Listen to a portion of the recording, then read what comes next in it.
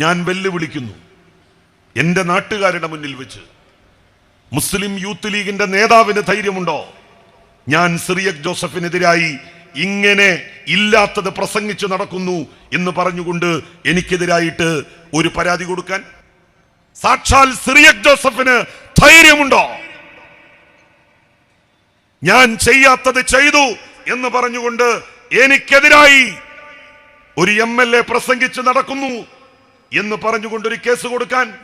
അധികാരം 9.5 കൊല്ലം ഇല്ലാതായപ്പോൾ തന്നെ എന്തൊക്കെയാണ് സംഭവിച്ചത്? ജില്ലാ പഞ്ചായത്ത് ഏതാണ്ട് വിറ്റ് തൊലച്ചു. 50 കോടി രൂപയാണ് മുസ്ലിം ലീഗിന്റെ ഒരു ജില്ലാ പഞ്ചായത്ത് അംഗം TP ഹാരിസ് ആളുകളെ പറ്റിച്ചു വാങ്ങിയത്. ഇപ്പോ മുസ്ലിം ലീഗിന്റെ യൂത്ത് ലീഗിന്റെ നേതാക്കന്മാര് അവർക്കൊക്കെ എന്താണ് വരുമാനം? 5.25 ലക്ഷം രൂപ ശമ്പളം. നാട്ടിൽ നിന്ന് യൂത്ത് ലീഗിന്റെ സംസ്ഥാന സെക്രട്ടറിയായി പ്രവർത്തിക്കുക. ഞാൻ യൂത്ത് ലീഗിന്റെ സ്റ്റേറ്റ് ജനറൽ സെക്രട്ടറി ആയിരുന്നു. എറണാകുളത്ത് വലിയ സമ്മേളനം നടത്തിയിരുന്നു. ഞങ്ങൾക്ക് ഇങ്ങനെ 5.25 ലക്ഷം രൂപ ശമ്പളം കിട്ടുന്ന ജോലിയൊന്നും ഉണ്ടായിരുന്നില്ല. മുസ്ലിം ലീഗിന്റെ സംസ്ഥാന അധ്യക്ഷനായിരുന്ന പാണക്കാട് സയ്യിദ് ഹൈദരലി ശിഹാബ് തങ്ങൾക്ക് ED നോട്ടീസ് അയച്ചിട്ടുണ്ടല്ലോ. 2 ദിവസം പാണക്കാട്ട് വന്ന് ED ഉദ്യോഗസ്ഥന്മാർ തങ്ങളെ ചോദ്യം ചെയ്തിട്ടുണ്ടല്ലോ. മുസ്ലിം ലീഗിന്റെ സംസ്ഥാന കമ്മിറ്റി ഓഫീസിൽ നിന്ന് ചന്ദ്രിക കള്ളപ്പണം വെളുപ്പിച്ചു എന്നുള്ള കേസിൽ 8 കോടി രൂപയാണ് EDക്ക് കെട്ടേണ്ടി വന്നത്. ഞാൻ വെറുതെ പറയുന്നതല്ല ഇത്. ആ കേസിൽ നിന്ന് ചന്ദ്രിക ഊരിപ്പോകുന്നത് 8 കോടി രൂപ പിഴ കെട്ടിയിട്ടാണ്. മുഖ്യമന്ത്രിയുടെ മകന് 2 വർഷം മുമ്പ് ED നോട്ടീസ് അയച്ചു എന്നാണ് ഇപ്പോഴുള്ള കണ്ടെത്തൽ. മുഖ്യമന്ത്രിക്ക് ഇങ്ങനെ ഒരു മകനുള്ള വിവരം സത്യത്തിൽ ജനങ്ങൾ അറിയുന്നത് പോലും, വ്യാപകമായിട്ട് അറിയുന്നത് പോലും ഇപ്പോഴല്ലേ. 1-ാം പിണറായി സർക്കാരിന്റെ അവസാന കാലത്ത് ഖുർആന്റെ മറവിൽ സ്വർണം കടത്തിയെന്ന കള്ളപ്രചരണം നടത്തിയതുപോലെ ശബരിമലയിൽ നിന്ന് സ്വർണപ്പാളി എടുത്തുകൊണ്ടുപോകപ്പെട്ടിരിക്കുന്നു, സ്വർണം കവർച്ച ചെയ്യപ്പെട്ടിരിക്കുന്നു എന്ന കുപ്രചരണം അഴിച്ചുവിട്ടുകൊണ്ട് ജനങ്ങളെ തെരുവിലിറക്കുകയാണ്. കേരളത്തിന്റെ മുഖ്യമന്ത്രി കേരളത്തിലെ മുഴുവൻ ജനങ്ങളുടെയും പ്രതിനിധിയാണ്. അദ്ദേഹം അയ്യപ്പ സംഗമം ഉദ്ഘാടനം ചെയ്തപ്പോ ഇവിടെ ചില ആളുകൾക്ക് അത് പിടിച്ചില്ല, BJPക്ക് അത് പിടിച്ചില്ല, RSSന് അത് പിടിച്ചില്ല. കുഞ്ഞാലിക്കുട്ടിയെ ഞങ്ങൾ കാലുകുത്താൻ അനുവദിക്കില്ല. ഇവിടെ അവസാനം തല താഴ്ത്തി കുഞ്ഞാലിക്കുട്ടി സാഹിബിന്, മുസ്ലിം ലീഗിന്റെ നിയമസഭാ പാർട്ടി ലീഡർക്ക്, അന്നത്തെ മന്ത്രിസഭയിലെ 2-ാം നമ്പറുകാരന് അപമാനിതനായി തിരിച്ചു പോകേണ്ടി വന്നു. അതിന്റെ ദിവസങ്ങൾ കഴിഞ്ഞാണ് അന്നത്തെ CPIMന്റെ പാർട്ടി സെക്രട്ടറി സഖാവ് പിണറായി വിജയൻ ബേപ്പൂരിൽ നിയമസഭാ തെരഞ്ഞെടുപ്പിൽ ജയിച്ച് നിയമസഭയിലെത്തിയ VKC മുഹമ്മദ് കോയയെ വലത്തുഭാഗത്തും അന്ന് പാർട്ടിയുടെ നേതാവായിരുന്ന എളമരം കരീമിനെ ഇടതുഭാഗത്തും നിർത്തി മാറാട് പ്രദേശം സന്ദർശിക്കാൻ വേണ്ടി പോയത്. ആന്റണിയെ തടഞ്ഞ അതേ ആളുകൾ അന്നത്തെ CPIMന്റെ സെക്രട്ടറി പിണറായി വിജയനെ തടഞ്ഞു. എന്നിട്ട് പറഞ്ഞു, നിങ്ങൾക്ക് പോകാം സഖാവേ, VKC മുഹമ്മദ് കോയയും എളമരം കരീമും തിരിച്ചു പോകണം. അവരുടെ തിട്ടൂരത്തിന് നിന്നുകൊടുത്തോ പിണറായി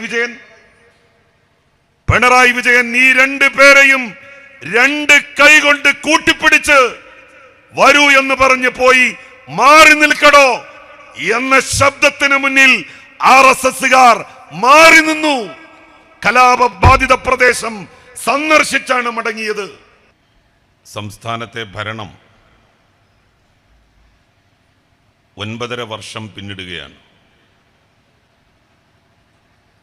കേരളത്തിന്റെ ചരിത്രത്തിൽ തുടർച്ചയായി 2-ാം ഊഴം കിട്ടിയ ആദ്യത്തെ മുഖ്യമന്ത്രി എന്ന വിശേഷണം സഖാവ് പിണറായി വിജയന് മാത്രം അവകാശപ്പെട്ടതാണ്. കഴിഞ്ഞ സർക്കാരിൻ്റെ അവസാന സമയത്ത് എന്തൊക്കെ കാട്ടിക്കൂട്ടലുകളും പ്രകടനങ്ങളുമാണോ നമ്മളുടെ സംസ്ഥാനത്ത് നടന്നത്? സമാനമായ കാട്ടിക്കൂട്ടലുകൾക്ക് കേരളം സാക്ഷ്യം വഹിച്ചുകൊണ്ടിരിക്കുകയാണ്. വിശുദ്ധ ഖുർആന്റെ മറവിൽ സ്വർണം കടത്തി എന്നായിരുന്നു ഒന്നാം പിണറായി സർക്കാരിൻ്റെ അവസാന കാലത്ത്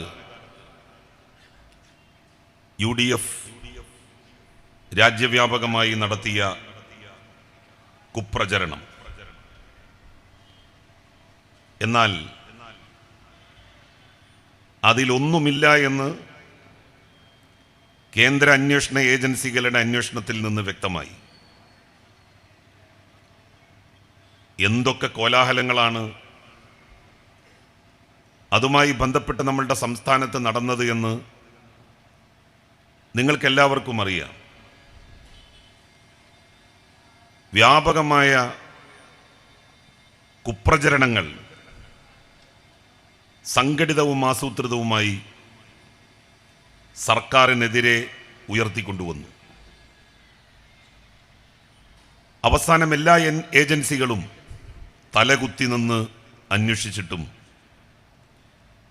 ഒരു തരിമ്പും അവർക്ക് കണ്ടെത്താൻ സാധിച്ചില്ല. അന്ന് ഞാനായിരുന്നു പ്രതിക്കൂട്ടിൽ.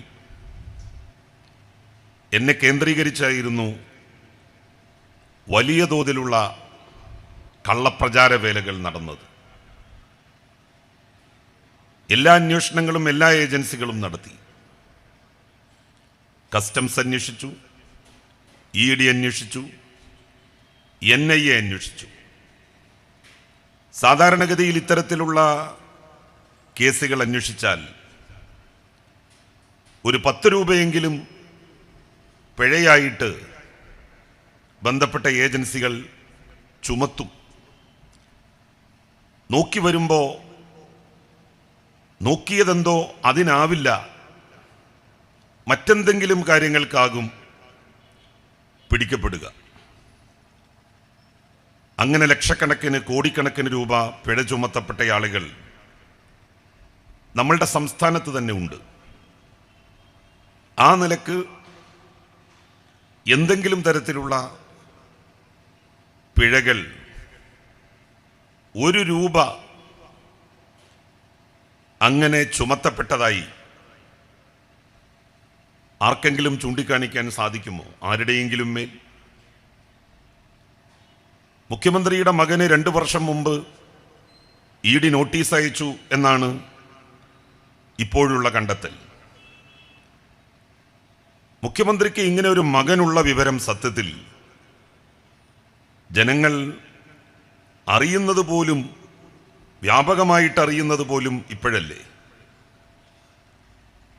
ED നോട്ടീസ് അയച്ചു, ശരി. അന്വേഷണത്തിൽ എന്തെങ്കിലും കണ്ടെത്തിയോ? അദ്ദേഹത്തിൽ നിന്ന് എന്തെങ്കിലും പിഴ ചുമത്തിയോ? മുസ്ലിം ലീഗിന്റെ സംസ്ഥാന അധ്യക്ഷനായിരുന്ന പാണക്കാട് സയ്യിദ് ഹൈദരലി ശിഹാബ് തങ്ങൾക്ക് ED നോട്ടീസ് അയച്ചിട്ടുണ്ടല്ലോ. 2 ദിവസം പാണക്കാട്ട് വന്ന് ED ഉദ്യോഗസ്ഥന്മാർ തങ്ങളെ ചോദ്യം ചെയ്തിട്ടുണ്ടല്ലോ. മുസ്ലിം ലീഗിന്റെ സംസ്ഥാന കമ്മിറ്റി ഓഫീസിൽ നിന്ന് നാട്ടിലെ പത്രക്കാരെ വിളിച്ചറിയിച്ചോ ലീഗിന്റെ സംസ്ഥാന അധ്യക്ഷന് ED നോട്ടീസ് അയച്ചിട്ടുണ്ട്, അവരന്വേഷിക്കാൻ വേണ്ടി ഇന്ന ദിവസം വരുന്നുണ്ട് എന്ന് പറഞ്ഞുകൊണ്ട്? ആരെങ്കിലും അറിഞ്ഞിരുന്നോ ആ കാര്യം? ചന്ദ്രിക മുഖേന കോടിക്കണക്കിന് രൂപ കള്ളപ്പണം വെളുപ്പിച്ചതുമായി ബന്ധപ്പെട്ട കാര്യങ്ങൾ ഞാനാണ് ഒരു ദിവസം വെളിപ്പെടുത്തിയത്. അത് തുടർന്നാണ് ആളുകൾ അതറിയുന്നത്, തങ്ങളെ ED വിളിപ്പിച്ചിട്ടുണ്ട് എന്നുള്ള വിവരം. 100 കണക്കിന് ആളുകൾക്ക് ED പല കേസുകളിലുമായിട്ട് നോട്ടീസ് അയക്കും, അവരെ വിളിച്ചു വരുത്തും, അന്വേഷിക്കും. അത് സ്വാഭാവികമായിട്ടുള്ള ഒരു നടപടിക്രമം മാത്രമാണ്. ആ നടപടിക്രമത്തിന്റെ ഭാഗമായി ബന്ധപ്പെട്ട വ്യക്തികൾക്ക് 1 രൂപ ഫൈൻ ചുമത്തിയിട്ടുണ്ടെങ്കിൽ, പിഴ ചുമത്തിയിട്ടുണ്ടെങ്കിൽ ആ നിമിഷം അത് പുറത്തു പോകില്ലേ? ED ഓഫീസിൽ അതൊക്കെ ഒറ്റുകൊടുക്കാൻ ആളുകൾ ഉണ്ടാകും. എന്തേ ഒറ്റുകൊടുത്തില്ല? അങ്ങനെ ഉണ്ടാകാത്തത് കൊണ്ട് ഒറ്റുകൊടുത്തില്ല. ചന്ദ്രിക കള്ളപ്പണം വെളുപ്പിച്ചു എന്നുള്ള കേസിൽ 8 കോടി രൂപയാണ് EDക്ക് കെട്ടേണ്ടി വന്നത്. ഞാൻ വെറുതെ പറയുന്നതല്ല ഇത്. ആ കേസിൽ നിന്ന് ചന്ദ്രിക ഊരിപ്പോകുന്നത് 8 കോടി രൂപ പിഴ കെട്ടിയിട്ടാണ്. പാണക്കാട് സയ്യിദ് ഹൈദരലി ശിഹാബ് തങ്ങളെ 2 ദിവസം ED ഉദ്യോഗസ്ഥന്മാർ അദ്ദേഹത്തിന്റെ വീട്ടിലെത്തി ചോദ്യം ചെയ്തു. ഇപ്പോഴിതാ 1ാം പിണറായി സർക്കാരിന്റെ അവസാന കാലത്തെ സ്വർണ്ണക്കടത്ത് വിവാദം പോലെ ശബരിമലയിലെ സ്വർണ്ണപ്പാളി വിവാദം 2ാം പിണറായി സർക്കാരിന്റെ അവസാന കാലത്ത് എടുത്തു പയറ്റുകയാണ് UDFും UDFിനെ സപ്പോർട്ട് ചെയ്യുന്ന, അവരെ ഭരണത്തിൽ കൊണ്ടുവരണമെന്ന് ശപഥം ചെയ്തിരിക്കുന്ന ചില പത്രമാധ്യമങ്ങളും. ശബരിമലയിലെ സ്വർണ്ണപ്പാളി വിവാദം എങ്ങനെ ഉണ്ടായതാണ്, ആരുണ്ടാക്കിയതാണ് എന്ന് എല്ലാവർക്കും അറിയാം. നമ്മൾ മനസ്സിലാക്കേണ്ട ഒരു കാര്യം, ശബരിമലയിൽ പരിമിതമായ അധികാരം മാത്രമേ സംസ്ഥാന സർക്കാരിനുള്ളൂ. അവിടെ വികസന പ്രവർത്തനങ്ങൾക്ക് കോടിക്കണക്കിന് രൂപ സംസ്ഥാന ബഡ്ജറ്റിൽ ഉൾപ്പെടുത്തി വകവെച്ച് നൽകുന്നുണ്ട്. റോഡിന്റെ പ്രവർത്തനം, മറ്റു ഭൗതിക സാഹചര്യങ്ങളുടെ വിപുലപ്പെടുത്തൽ, ഇതൊക്കെ സംസ്ഥാന സർക്കാർ നടത്തുന്നു. ഹൈക്കോടതിയാണ് ശബരിമല സന്നിധാനവുമായി ബന്ധപ്പെട്ട പ്രധാനപ്പെട്ട ഉദ്യോഗ മേഖലയിൽ ഉദ്യോഗസ്ഥരെ നിയോഗിക്കുന്നത്. ദേവസ്വം ബോർഡുണ്ട്.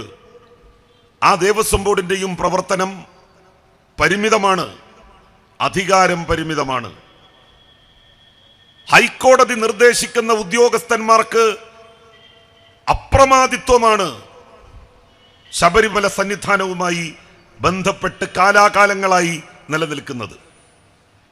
എന്തുകൊണ്ടാണ് അങ്ങനെ നിലനിൽക്കുന്നത്? കേരള സംസ്ഥാനം രൂപീകരിക്കപ്പെടുന്നതിന് മുൻപ് ശബരിമലയുമായി ബന്ധപ്പെട്ട ആരാധനാക്രമങ്ങൾ എത്രയോ പതിറ്റാണ്ടുകളായിട്ട് നിലനിന്നിരുന്നു. സ്വാതന്ത്ര്യാനന്തരം ശബരിമല സംരക്ഷിച്ചു പോരുകയും അതിൻ്റെ ആചാരങ്ങൾ നിവർത്തിച്ചു പോരുകയും ചെയ്തിരുന്ന രാജകുടുംബം സർക്കാരുമായിട്ട് കരാറിൽ ഏർപ്പെട്ടു.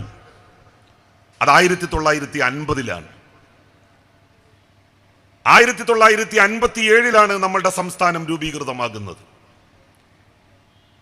നമ്മളുടെ സംസ്ഥാനം രൂപീകൃതമാകുന്നതിന് 7 വർഷം മുമ്പ് ശബരിമല സന്നിധാനവുമായി ബന്ധപ്പെട്ട കാര്യങ്ങൾക്ക് മേൽനോട്ടം വഹിച്ചിരുന്ന രാജകുടുംബാംഗം സ്വാതന്ത്ര്യാനന്തര ഭാരതത്തിൽ മദിരാശി സർക്കാരുമായി, തിരുകൊച്ചി സർക്കാരുകളുമായി കരാറിൽ ഒപ്പുവെക്കുകയുണ്ടായി. അതേ തുടർന്നാണ് ഹൈക്കോടതിക്ക് പരമാധികാരം ലഭിക്കുന്ന ഒരു സാഹചര്യം ഉളവായത്. നമ്മളൊക്കെ വിചാരിക്കും അവിടെ സർക്കാരാണ് എല്ലാ കാര്യങ്ങളും ചെയ്യുന്നത്, ഉദ്യോഗസ്ഥന്മാരെ നിയോഗിക്കുന്നത്. അവിടെ ഒരു ഇല അനങ്ങണമെങ്കിൽ, ഒരു പൂച്ചക്കുട്ടിക്ക് അങ്ങോട്ട് പ്രവേശിക്കണമെങ്കിൽ ഹൈക്കോടതിയുടെ അനുവാദം വേണം. അതുകൊണ്ടാണ് NSSഉം SNDPയും ഉൾപ്പെടെയുള്ള സാമുദായിക സംഘടനകൾ സർക്കാരിന്റെ നിലപാടിനോട് യോജിച്ചത്. കാരണം അവർക്കറിയാം ഗവൺമെന്റിന് ഇത്യാദി കാര്യങ്ങളിൽ വളരെ പരിമിതമായിട്ടുള്ള അധികാരങ്ങളെ ഉള്ളൂ. ഹൈക്കോടതി നിർദ്ദേശിക്കുന്ന ഉദ്യോഗസ്ഥന്മാരാണ് അവിടെ എല്ലാ കാര്യങ്ങളും ചെയ്തുകൊണ്ടിരിക്കുന്നത് എന്ന്. ഗവൺമെന്റിന് ആരെ പേടിക്കാൻ? ദേവസ്വം ബോർഡിന് ആരെ ഭയപ്പെടാൻ? എന്തെങ്കിലും ചെയ്തിട്ടുള്ളവർക്കല്ലേ ഭയപ്പെടേണ്ടതുള്ളൂ. ഹൈക്കോടതിയുടെ മേൽനോട്ടത്തിൽ ഇപ്പോൾ അന്വേഷണം നടന്നുകൊണ്ടിരിക്കുകയാണ്. അന്വേഷണം നടക്കട്ടെ.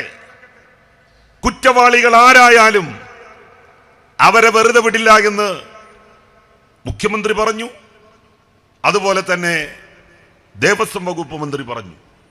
ദേവസ്വം ബോർഡിന്റെ ചെയർമാനും അങ്ങനെ തന്നെ അഭിപ്രായപ്പെട്ടു. അതൊന്നും പക്ഷേ പ്രതിപക്ഷത്തിന് പ്രശ്നമല്ല. അവര് നാട്ടിൽ ഒന്നാം പിണറായി സർക്കാരിന്റെ അവസാന കാലത്ത് ഖുർആന്റെ മറവിൽ സ്വർണം കടത്തിയെന്ന കള്ളപ്രചരണം നടത്തിയതുപോലെ ശബരിമലയിൽ നിന്ന് സ്വർണപ്പാളി എടുത്തുകൊണ്ടുപോകപ്പെട്ടിരിക്കുന്നു, സ്വർണം കവർച്ച ചെയ്യപ്പെട്ടിരിക്കുന്നു എന്ന കുപ്രചരണം അഴിച്ചുവിട്ടുകൊണ്ട് ജനങ്ങളെ തെരുവിലിറക്കുകയാണ്. ദേവസ്വം ബോർഡ് ഒരു അയ്യപ്പ സംഗമം നടത്തുകയുണ്ടായി. പമ്പയിൽ വെച്ച് നടത്തിയ അയ്യപ്പ സംഗമത്തിൽ രാജ്യത്തിന്റെ വിവിധ ഭാഗങ്ങളിൽ നിന്ന്, തമിഴ്നാട്ടിൽ നിന്ന് 2 മന്ത്രിമാരുൾപ്പെടെ പങ്കെടുത്തു. ശബരിമല ലോകത്ത് പരിചയപ്പെടുത്തപ്പെടേണ്ട ഒരു വലിയ സന്നിധാനമാണ്. മതമൈത്രിയുടെ, കേരളത്തിന്റെ മതസൗഹാർദ്ദത്തിന്റെ ഈറ്റില്ലമാണ് ശബരിമല. ഞാൻ ശബരിമലയിൽ പോയിട്ടുണ്ട്. തദ്ദേശ വകുപ്പിന്റെ ചുമതല വഹിച്ചിരുന്ന മന്ത്രി എന്നുള്ള നിലയിൽ അവിടുത്തെ പാരിസ്ഥിതിക പ്രശ്നങ്ങളുമായി ബന്ധപ്പെട്ട്, ശുചീകരണ പ്രശ്നങ്ങളുമായി ബന്ധപ്പെട്ട് മല കയറി സന്നിധാനത്തിലെത്തി ഒരു ദിവസം രാത്രി അവിടെ കിടന്നുറങ്ങിയിട്ടുണ്ട്. അതിനൊന്നും യാതൊരു തരത്തിലുള്ള നിരോധനവും ശബരിമലയിൽ നിലവിലില്ല. അയ്യപ്പസ്വാമി ഇങ്ങോട്ട് തിരിഞ്ഞിരിക്കുമ്പോ അദ്ദേഹത്തിന് മുഖാമുഖം വാവരുസ്വാമി, ഒരു മുസ്ലിം അയ്യപ്പനെ തിരിഞ്ഞിരിക്കുകയാണ്. ഇരുവരും മുഖാമുഖം ഇരിക്കുന്നത് പോലെ തോന്നും. വാവരുസ്വാമിയുടെ നടയും അയ്യപ്പസ്വാമിയുടെ സന്നിധാനവും കണ്ടാൽ. ആ മതമൈത്രിയുടെ ചരിത്രം ലോകത്ത് പ്രചരിപ്പിക്കപ്പെടണം. ലോകത്തൊരുപക്ഷേ ഒരു ക്ഷേത്രത്തിലും ഒരു ആരാധനാലയത്തിലും ഒരേ സമയം ഗീതാമന്ത്രങ്ങളും വിശുദ്ധ ഖുർആനിലെ ഉദ്ധരണികളും ഒരുമിച്ച് ചൊല്ലപ്പെടുന്ന സ്ഥലം വേറെ ഉണ്ടാവില്ല. 18-ാം പടി കയറി അയ്യപ്പനെ ദർശിച്ച് നേരെ അയ്യപ്പ ഭക്തന്മാർ വരുന്നത് വാവരുസ്വാമിയുടെ സന്നിധാനത്തിലേക്കാണ്. അവിടെ വാവരുടെ പിന്മുറക്കാരനായിട്ടുള്ള ഏറ്റവും പ്രായം ചെന്നയാൾ ഒരു തൊപ്പി വെച്ച് ഫാത്തിഹ സൂറത്തോതി അവിടെ വരുന്ന അയ്യപ്പ ഭക്തന്മാർക്ക് കൽക്കണ്ടവും കുരുമുളകും ദക്ഷിണയായിട്ട് നൽകുകയാണ്. അത് വാങ്ങി ഭക്ത്യാദരപൂർവം അയ്യപ്പ ഭക്തന്മാർ അവരവരുടെ വീടുകളിലേക്ക് യാത്രയാവുകയാണ്. ഈ മതമൈത്രിയുടെ സന്ദേശം ലോകത്തെ അറിയിക്കണം. അതാണ് കേരളത്തിന്റെ സംസ്കാരം എന്നുള്ളത് ഉദ്ഘോഷിക്കണം എന്നുള്ള ഉദ്ദേശത്തിലാണ് അയ്യപ്പ സംഗമം സംഘടിപ്പിക്കാൻ ദേവസ്വം ബോർഡ് തീരുമാനിച്ചത്. അത് ഉദ്ഘാടനം ചെയ്യാൻ മുഖ്യമന്ത്രിയെ ദേവസ്വം ബോർഡ് ക്ഷണിച്ചു. മുഖ്യമന്ത്രി പോയി ഉദ്ഘാടനം ചെയ്തു. NSSന്റെ നേതാക്കന്മാർ അതിൽ പങ്കെടുത്തു. SNDPയുടെ നേതാക്കന്മാർ അതിൽ പങ്കെടുത്തു. ഹൈന്ദവ സമുദായത്തിലെ വിവിധ സമുദായ സംഘടനകളുടെ നേതാക്കന്മാർ അതിൽ പങ്കെടുത്തു. അതിലെന്താണ് തെറ്റ്? അതിനെ എന്തിനാണ് ഇങ്ങനെ വിമർശിക്കുന്നത്? കാലാകാലങ്ങളായി എല്ലാ വർഷവും മക്കയിലേക്ക് ഹജ്ജിന് പോകുന്ന ആയിരക്കണക്കിന് ഭക്തന്മാരെ അഭിസംബോധന ചെയ്യാറില്ലേ മുഖ്യമന്ത്രിമാർ? ഹജ്ജ് ക്യാമ്പ് മുഖ്യമന്ത്രിമാരല്ലേ ഉദ്ഘാടനം ചെയ്യാറ്? ആ ചടങ്ങിൽ മുസ്ലിം സമുദായത്തിലെ മുഴുവൻ മതസംഘടനാ നേതാക്കളെയും ക്ഷണിക്കാറില്ലേ? എല്ലാ കൊല്ലവും ആദ്യത്തെ ഹജ്ജ് ഫ്ലൈറ്റിന് ഹജ്ജിന് പോകുന്ന ഹാജിമാരെ ഉൾക്കൊള്ളിച്ചുകൊണ്ട് ആയിരക്കണക്കിന് ആളുകൾ പങ്കെടുക്കുന്ന, വിശ്വാസികൾ പങ്കെടുക്കുന്ന, മുസ്ലിങ്ങൾ മാത്രം പങ്കെടുക്കുന്ന ചടങ്ങ്. ആ ചടങ്ങിന്റെ ഉദ്ഘാടനം മുഖ്യമന്ത്രിയല്ലേ നടത്താറ്? സഖാവ് പിണറായി വിജയൻ എത്ര തവണ ഉദ്ഘാടനം ചെയ്തിട്ടുണ്ട് ആ ചടങ്ങ്? കഴിഞ്ഞ തവണ പോലും കണ്ണൂരിലെ ഹജ്ജ് ക്യാമ്പ് ഉദ്ഘാടനം ചെയ്തത് മുഖ്യമന്ത്രിയല്ലേ, പിണറായി വിജയനല്ലേ? മുസ്ലിം സമുദായത്തിലെ എല്ലാ സമുദായ നേതാക്കളും അതിൽ പങ്കെടുത്തില്ലേ? എന്താ അതിൽ നിങ്ങൾ തെറ്റ് കാണാത്തത്? അത് ശരിയാണെങ്കിൽ അതിൽ വസ്തുതാവിരുദ്ധമായി സത്യവിരുദ്ധമായി ഒന്നുമില്ലെങ്കിൽ അയ്യപ്പ സംഗമം മുഖ്യമന്ത്രി ഉദ്ഘാടനം ചെയ്യുന്നതിൽ എന്ത് തെറ്റ്? നമ്മളുടെ ഹജ്ജ് ഹൗസിന് ശിലാസ്ഥാപനം നടത്തിയത് കേരളത്തിന്റെ അന്നത്തെ മുഖ്യമന്ത്രി VS അച്യുതാനന്ദനാണല്ലോ. ഹജ്ജ് ഹൗസിന്റെ ഉദ്ഘാടനം നിർവഹിച്ചത് പിണറായി വിജയനാണല്ലോ കേരളത്തിന്റെ മുഖ്യമന്ത്രി എന്ന നിലയിൽ. ആരെങ്കിലും പറഞ്ഞു മുഖ്യമന്ത്രിക്ക് അവിടെ വന്ന് ഇത് ഉദ്ഘാടനം ചെയ്യാൻ എന്തവകാശം എന്നാരെങ്കിലും ചോദിച്ചോ? മുഖ്യമന്ത്രി മുസ്ലിമാണോ? മുഖ്യമന്ത്രി ഇസ്ലാമിക പണ്ഡിതനാണോ? ഈ ഹജ്ജാജികളുടെ യാത്രയപ്പ് ഉദ്ഘാടനം ചെയ്യാൻ എന്ന ചോദ്യം ഏതെങ്കിലും കോണിൽ നിന്ന് ഉയർന്നോ? ആരും അങ്ങനെ പറഞ്ഞില്ലല്ലോ. ക്രൈസ്തവരുടെ മാരാമൺ കൺവെൻഷൻ മുഖ്യമന്ത്രിയെ ക്ഷണിച്ചാൽ മുഖ്യമന്ത്രി പോകും, ഉദ്ഘാടനം ചെയ്യും. അതിലൊക്കെ എന്തിരിക്കുന്നു? കേരളത്തിന്റെ മുഖ്യമന്ത്രി കേരളത്തിലെ മുഴുവൻ ജനങ്ങളുടെയും പ്രതിനിധിയാണ്. അദ്ദേഹം അയ്യപ്പ സംഗമം ഉദ്ഘാടനം ചെയ്തപ്പോ ഇവിടെ ചില ആളുകൾക്ക് അത് പിടിച്ചില്ല, BJPക്ക് അത് പിടിച്ചില്ല, RSSന് അത് പിടിച്ചില്ല, ചില മുസ്ലിം തീവ്രവാദി ഗ്രൂപ്പുകൾക്കും അത് പിടിച്ചില്ല. RSS അതിന് ബദലായി മറ്റൊരു അയ്യപ്പ സംഗമം സംഘടിപ്പിച്ചു. എന്താണ് ആ സംഗമത്തിൽ പങ്കെടുത്ത പ്രസംഗകന്മാർ പറഞ്ഞത്? വാവർ ഒരു മുസ്ലിം തീവ്രവാദിയായിരുന്നു എന്ന്. തീവ്രവാദം എന്ന് പറയുന്ന വാക്ക് ലോക മലയാള പദാവലിയിൽ സ്ഥാനം പിടിക്കുന്നതിന്റെ എത്രയോ നൂറ്റാണ്ടുകൾക്ക് മുമ്പ് ജീവിച്ചു പോയി എന്ന് കരുതപ്പെടുന്ന മനുഷ്യനാണ് വാവര്. വാവർ എന്ന് പറയുന്ന മുസ്ലിം തീവ്രവാദിയായിരുന്നു. അതുകൊണ്ട് തന്നെയാണ് അയ്യപ്പ സംഗമത്തിന് ദേവസ്വം ബോർഡ് മുതിർന്നത്. വാവര് സ്വാമിയുടെ നട എങ്ങനെയെങ്കിലും ശബരിമലയിൽ നിന്ന് ഇല്ലാതാക്കണമെന്ന് കുറെ കാലമായി RSSകാർ മോഹിക്കുന്നു, BJP ആഗ്രഹിക്കുന്നു. അത് സംരക്ഷിച്ചു നിർത്തും എന്ന നിലപാടാണ് ഇടതുപക്ഷ സർക്കാർ എക്കാലത്തും സ്വീകരിച്ചിട്ടുള്ളത്. അതിനെ ഇല്ലാതാക്കാൻ വേണ്ടിയാണ്. അങ്ങനെ ശബരിമലയുടെ മതമൈത്രിയുടെ ചരിത്രം എന്നേക്കുമായി മായ്ച്ചു കളയാൻ വേണ്ടിയാണ് RSS കോപ്പ് കൂട്ടുന്നത്. അങ്ങനെ കോപ്പ് കൂട്ടുന്നു എന്ന് അറിഞ്ഞുകൊണ്ട് തന്നെയാണ് ശബരിമല ക്ഷേത്രത്തിന്റെ അയ്യപ്പ സന്നിധിയുടെ കാര്യങ്ങൾ നോക്കുന്ന തിരുവിതാംകൂർ ദേവസ്വം ബോർഡ് ഇങ്ങനെ ഒരു അയ്യപ്പ സംഗമം സംഘടിപ്പിച്ചത്. ലോകത്തോട് നമ്മൾക്ക് പറയേണ്ടതുണ്ടത്. വാവര് സ്വാമിയുടെ നട ഇല്ലാതായാൽ അയ്യപ്പ സ്വാമിക്കാണ് അതുകൊണ്ടുള്ള ഏറ്റവും വലിയ കോട്ടം സംഭവിക്കുക എന്നുള്ളത് തിരിച്ചറിയാൻ ഇടതുപക്ഷ ജനാധിപത്യ മുന്നണിയുടെ സർക്കാരിന് സാധിക്കുന്നു. വിശ്വാസികളുടെ 1 രൂപയും ഒരു സ്ഥലത്ത് നിന്നും സർക്കാർ എടുത്തുകൊണ്ടുപോകുന്നില്ല. ഒരു ക്ഷേത്രത്തിൽ നിന്നും ഒരു ദർഗയിൽ നിന്നും ഗവൺമെന്റിലേക്ക് പണം പോകുന്നില്ല. ആ പണമൊക്കെ ബന്ധപ്പെട്ട സ്ഥാപനങ്ങളുടെ വിപുലീകരണത്തിന് വേണ്ടി, ക്ഷേത്രങ്ങളുടെയും പള്ളികളുടെയും നവീകരണത്തിന് വേണ്ടി ബന്ധപ്പെട്ട സമുദായങ്ങളിലെ പാവപ്പെട്ടവരുടെ ക്ഷേമം ലക്ഷ്യമാക്കി ചെലവഴിക്കുകയാണ്. അല്ലാതെ ശബരിമലയിൽ നിന്നോ ഗുരുവായൂരിൽ നിന്നോ പുത്തമ്പള്ളിയിൽ നിന്നോ മമ്പുറത്ത് നിന്നോ ഒരു പൈസ പോലും ആരും കൊണ്ടുപോകുന്നില്ല. ഒരു ആരാധനാലയത്തിൽ നിന്നും, ഒരു ക്ഷേത്രത്തിൽ നിന്നും, ഒരു പള്ളിയിൽ നിന്നും, ഒരു ചർച്ചിൽ നിന്നും ഒരു പൈസയും സർക്കാർ എടുക്കുന്നില്ല. സർക്കാർ നിർലോഭം അവക്കൊക്കെയുള്ള സൗകര്യങ്ങൾ ഒരുക്കി കൊടുക്കുകയാണ് ചെയ്യുന്നത്. മമ്പുറം മക്കാമിനോടനുബന്ധിച്ച് അതിമനോഹരമായിട്ടുള്ള 2 പാലങ്ങൾ നിർമ്മിക്കപ്പെട്ടിട്ടുണ്ടല്ലോ. അത് മക്കാമിൽ നിന്ന് പണമെടുത്തുകൊണ്ടാണോ സർക്കാർ ചെയ്തത്? നിങ്ങൾ പോയി നോക്കൂ മമ്പുറം മക്കാമിൽ. അവിടെ ഒരു വലിയ പാലമുണ്ട്.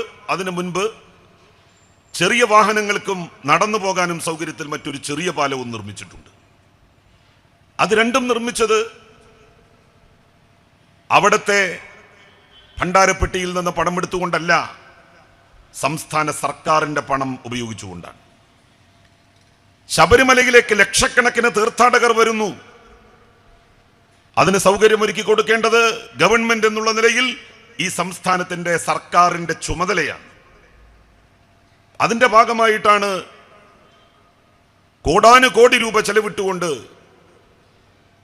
ശബരിമലയിലേക്ക് തീർത്ഥാടനത്തിന് പോകുന്നവർക്കുള്ള ഗതാഗത സൗകര്യങ്ങൾ മെച്ചപ്പെടുത്തി കൊടുക്കുന്നത്.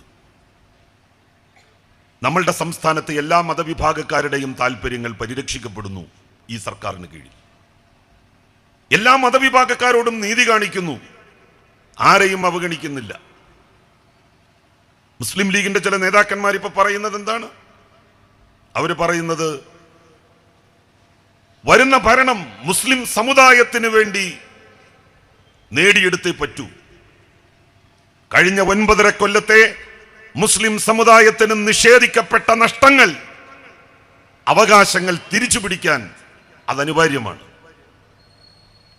എന്താണ് കഴിഞ്ഞ 9.5 വർഷത്തിനിടയിൽ മുസ്ലിം സമുദായത്തിന് നഷ്ടപ്പെട്ടത്? എന്ത് നഷ്ടപ്പെട്ടു എന്നാണ് മുസ്ലിം ലീഗിന്റെ സുഹൃത്തുക്കൾ പറയുന്നത്? നമുക്കറിയാമല്ലോ, UDFന്റെ അവസാന ഭരണ സമയത്ത് അബ്ദുൾ റബ്ബ് വിദ്യാഭ്യാസ മന്ത്രിയായിരുന്നതിന്റെ തൊട്ട് അടുത്ത വർഷം 2016 മലപ്പുറം ജില്ലയിൽ 35,000 കുട്ടികൾ 10ാം ക്ലാസ് കഴിഞ്ഞ് +1 അഡ്മിഷൻ കിട്ടാതെ തേരാപ്പാര നടക്കുകയായിരുന്നു. ഓർമ്മയില്ലേ നിങ്ങൾക്ക്? കഴിഞ്ഞ 9.5 കൊല്ലം അത് കുറച്ച് കൊണ്ടുവന്നു. സ്ഥാപനങ്ങൾ അനുവദിച്ചു, സ്കൂളുകൾ പുതിയതായിട്ട് തുടങ്ങി.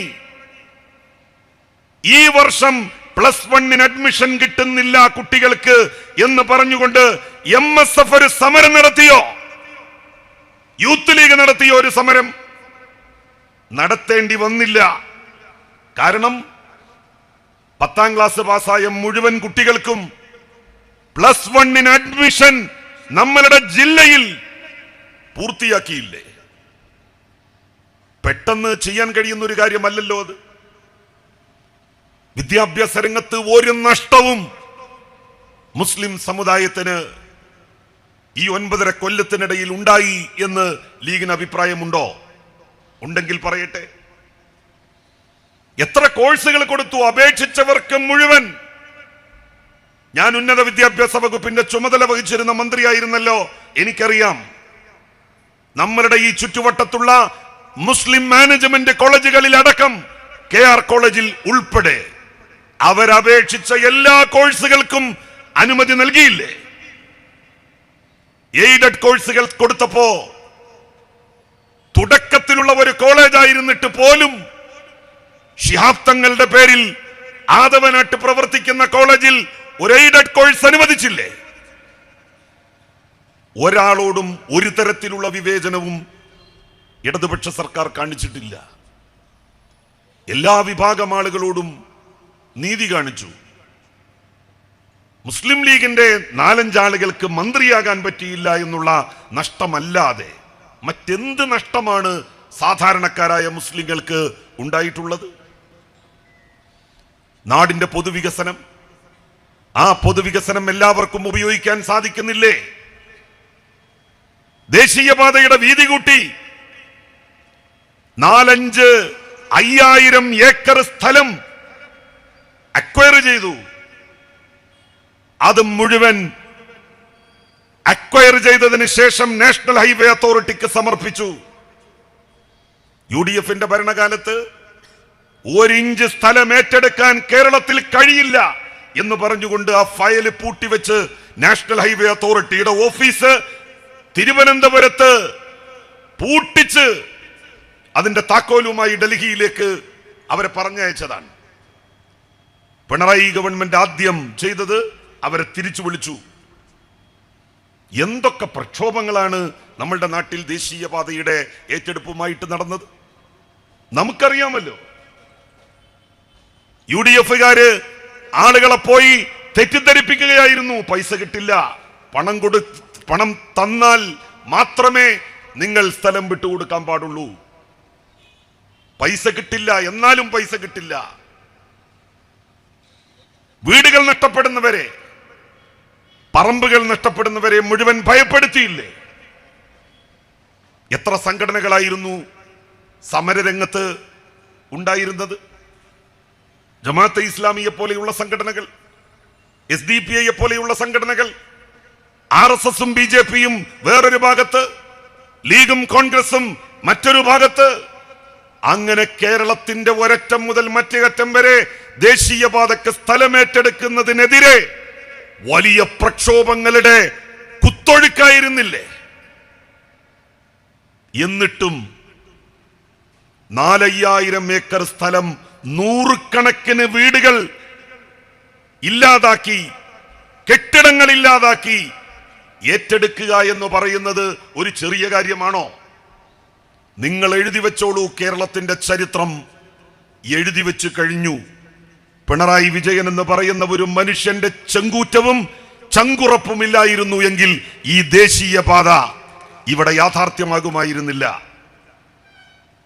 സ്ഥലം പോകുന്ന മുഴുവൻ ആളുകളെയും സർക്കാർ വിളിച്ചുകൂട്ടി. അവരോട് പറഞ്ഞു, നിങ്ങളുടെ സ്ഥലത്തിന് ഇത്ര രൂപയാണ് കിട്ടാൻ വേണ്ടി പോകുന്നത്. നിങ്ങൾക്ക് വീട് നഷ്ടപ്പെടുമെങ്കിൽ ആ വീടിന് പുതിയ വീടുണ്ടാക്കാൻ ഇത്ര ലക്ഷം രൂപയാണ് ഗവൺമെന്റ് തരിക. വീടുണ്ടാക്കുന്നത് വരെ നിങ്ങൾക്ക് താമസിക്കാൻ വാടക വീട്ടിൽ വാടക കൊടുക്കാൻ ഗവൺമെന്റ് പണം തരും. നിങ്ങളുടെ വസ്തുവകകളിൽ ഒരു തെങ്ങുണ്ടെങ്കിൽ ആ തെങ്ങിന് നഷ്ടപരിഹാരം നൽകും സർക്കാർ. ഒരു വെണ്ടയുടെ തൈ നിങ്ങൾ കുഴിച്ചിട്ടിട്ടുണ്ടെങ്കിൽ അതിന് നഷ്ടപരിഹാരം നൽകും സർക്കാർ. വേപ്പിന്റെ തൈയിന് പോലും നഷ്ടപരിഹാരം കൊടുത്തു ഗവൺമെന്റ്. അങ്ങനെ കൈ നിറയെ പണം കിട്ടി. ആളുകൾ പറഞ്ഞു, നിങ്ങൾ എടുത്തോളൂ, എത്ര വേണമെങ്കിലും എടുത്തോളൂ. അങ്ങനെ ഒരു മനുഷ്യന്റെ, ഒരു കുടുംബത്തിന്റെ കണ്ണീര് വീണ് കുതിരാത്ത മണ്ണിലൂടെയാണ് 5000 ഏക്കർ സ്ഥലം പിണറായി വിജയൻ ഏറ്റെടുത്തത് എന്നുള്ളത് മറന്നു പോകരുത് ആരും. കോളേജിലേക്ക് ഒന്ന് പോയി നോക്ക്. 2 മണിക്കൂർ 2.5 മണിക്കൂർ എടുത്തിരുന്ന യാത്ര ഇന്ന് 45 മിനിറ്റ് കൊണ്ട് നമുക്ക് നടത്താൻ സാധിക്കുന്ന സ്ഥിതി ആരാ ഉണ്ടാക്കിയത്? ഉമ്മൻചാണ്ടിയാണോ? UDF ആണോ? കുഞ്ഞാലിക്കുട്ടിയാണോ? ഒന്നാം പിണറായി സർക്കാരിന്റെ കാലത്താണ് ഇത് പണി ആരംഭിച്ചത്. 2ാം പിണറായി സർക്കാരിന്റെ കാലത്ത് ഇപ്പോ നമ്മൾ ആ റോട്ടിലൂടെ പോയിക്കൊണ്ടിരിക്കുകയാണ്. വെറുതെ പറയുന്നതല്ലല്ലോ, നമ്മൾ പോകുന്നുണ്ടല്ലോ അതിലൂടെ. ഫ്ലൈ ഓവറുകൾ, അടിപ്പാതകൾ, ഇതെല്ലാം തന്നെ ബന്ധപ്പെട്ട ജനപ്രതിനിധികളുടെ ആവശ്യമനുസരിച്ച് പണിതു. അപ്പോഴാണ് ദേശീയപാതയുമായി ബന്ധപ്പെട്ട് നമ്മളുടെ പ്രശ്നം ഉയർന്നു വരുന്നത്. വട്ടപ്പാറയുടെ മുകളിൽ വന്ന് CI ഓഫീസിന്റെ അവിടെ നമ്മളുടെ സർവീസ് റോഡ് നിൽക്കുകയാണ്. വട്ടപ്പാറയുടെ അടിയിൽ ഇവിടെ നിന്ന് അങ്ങോട്ട് പോകുന്ന സർവീസ് റോഡ് അവസാനിക്കുകയാണ്. വലതു ഭാഗത്തേത്, ഇടതു ഭാഗത്തെ സർവീസ് റോഡ് ഉണ്ട് താനും.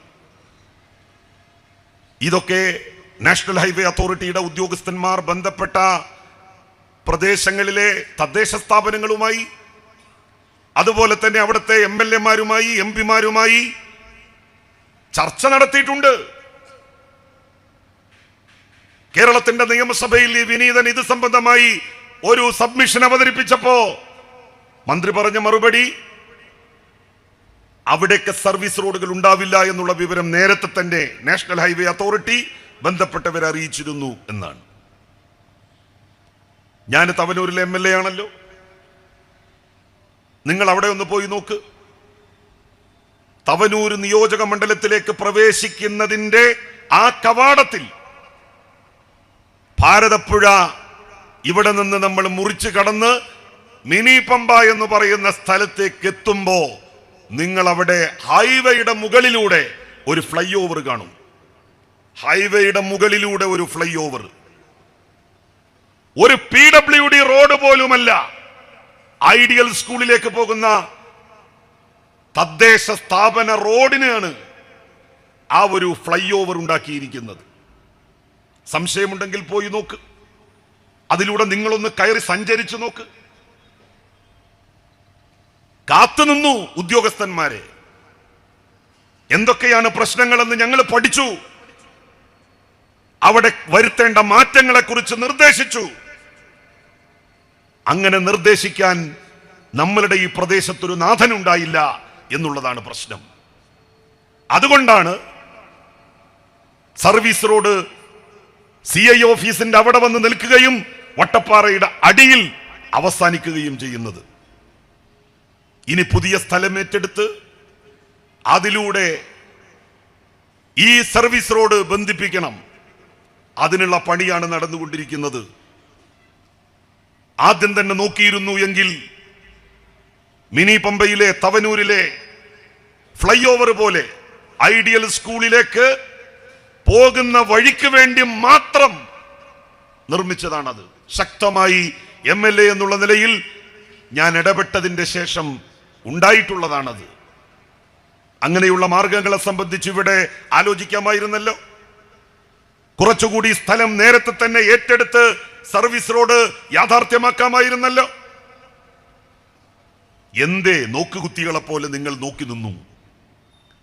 നാട്ടിലെ ജനങ്ങളുടെ കാര്യം നോക്കാൻ നിങ്ങൾക്ക് സമയമില്ലാത്തത് കൊണ്ടായിരുന്നോ അത്?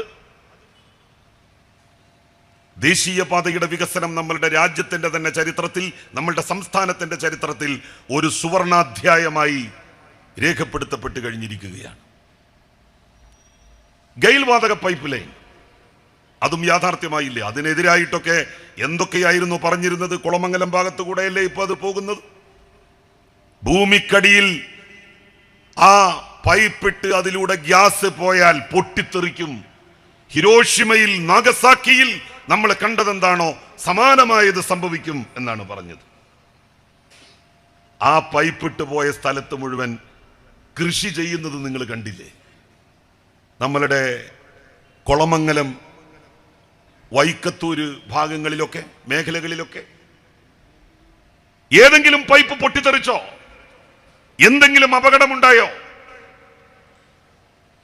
സ്വകാര്യ വ്യക്തികളുടെ സ്ഥലത്തുകൂടെ പൈപ്പിട്ട് പോയതിന് വാടക കൊടുത്തില്ലേ?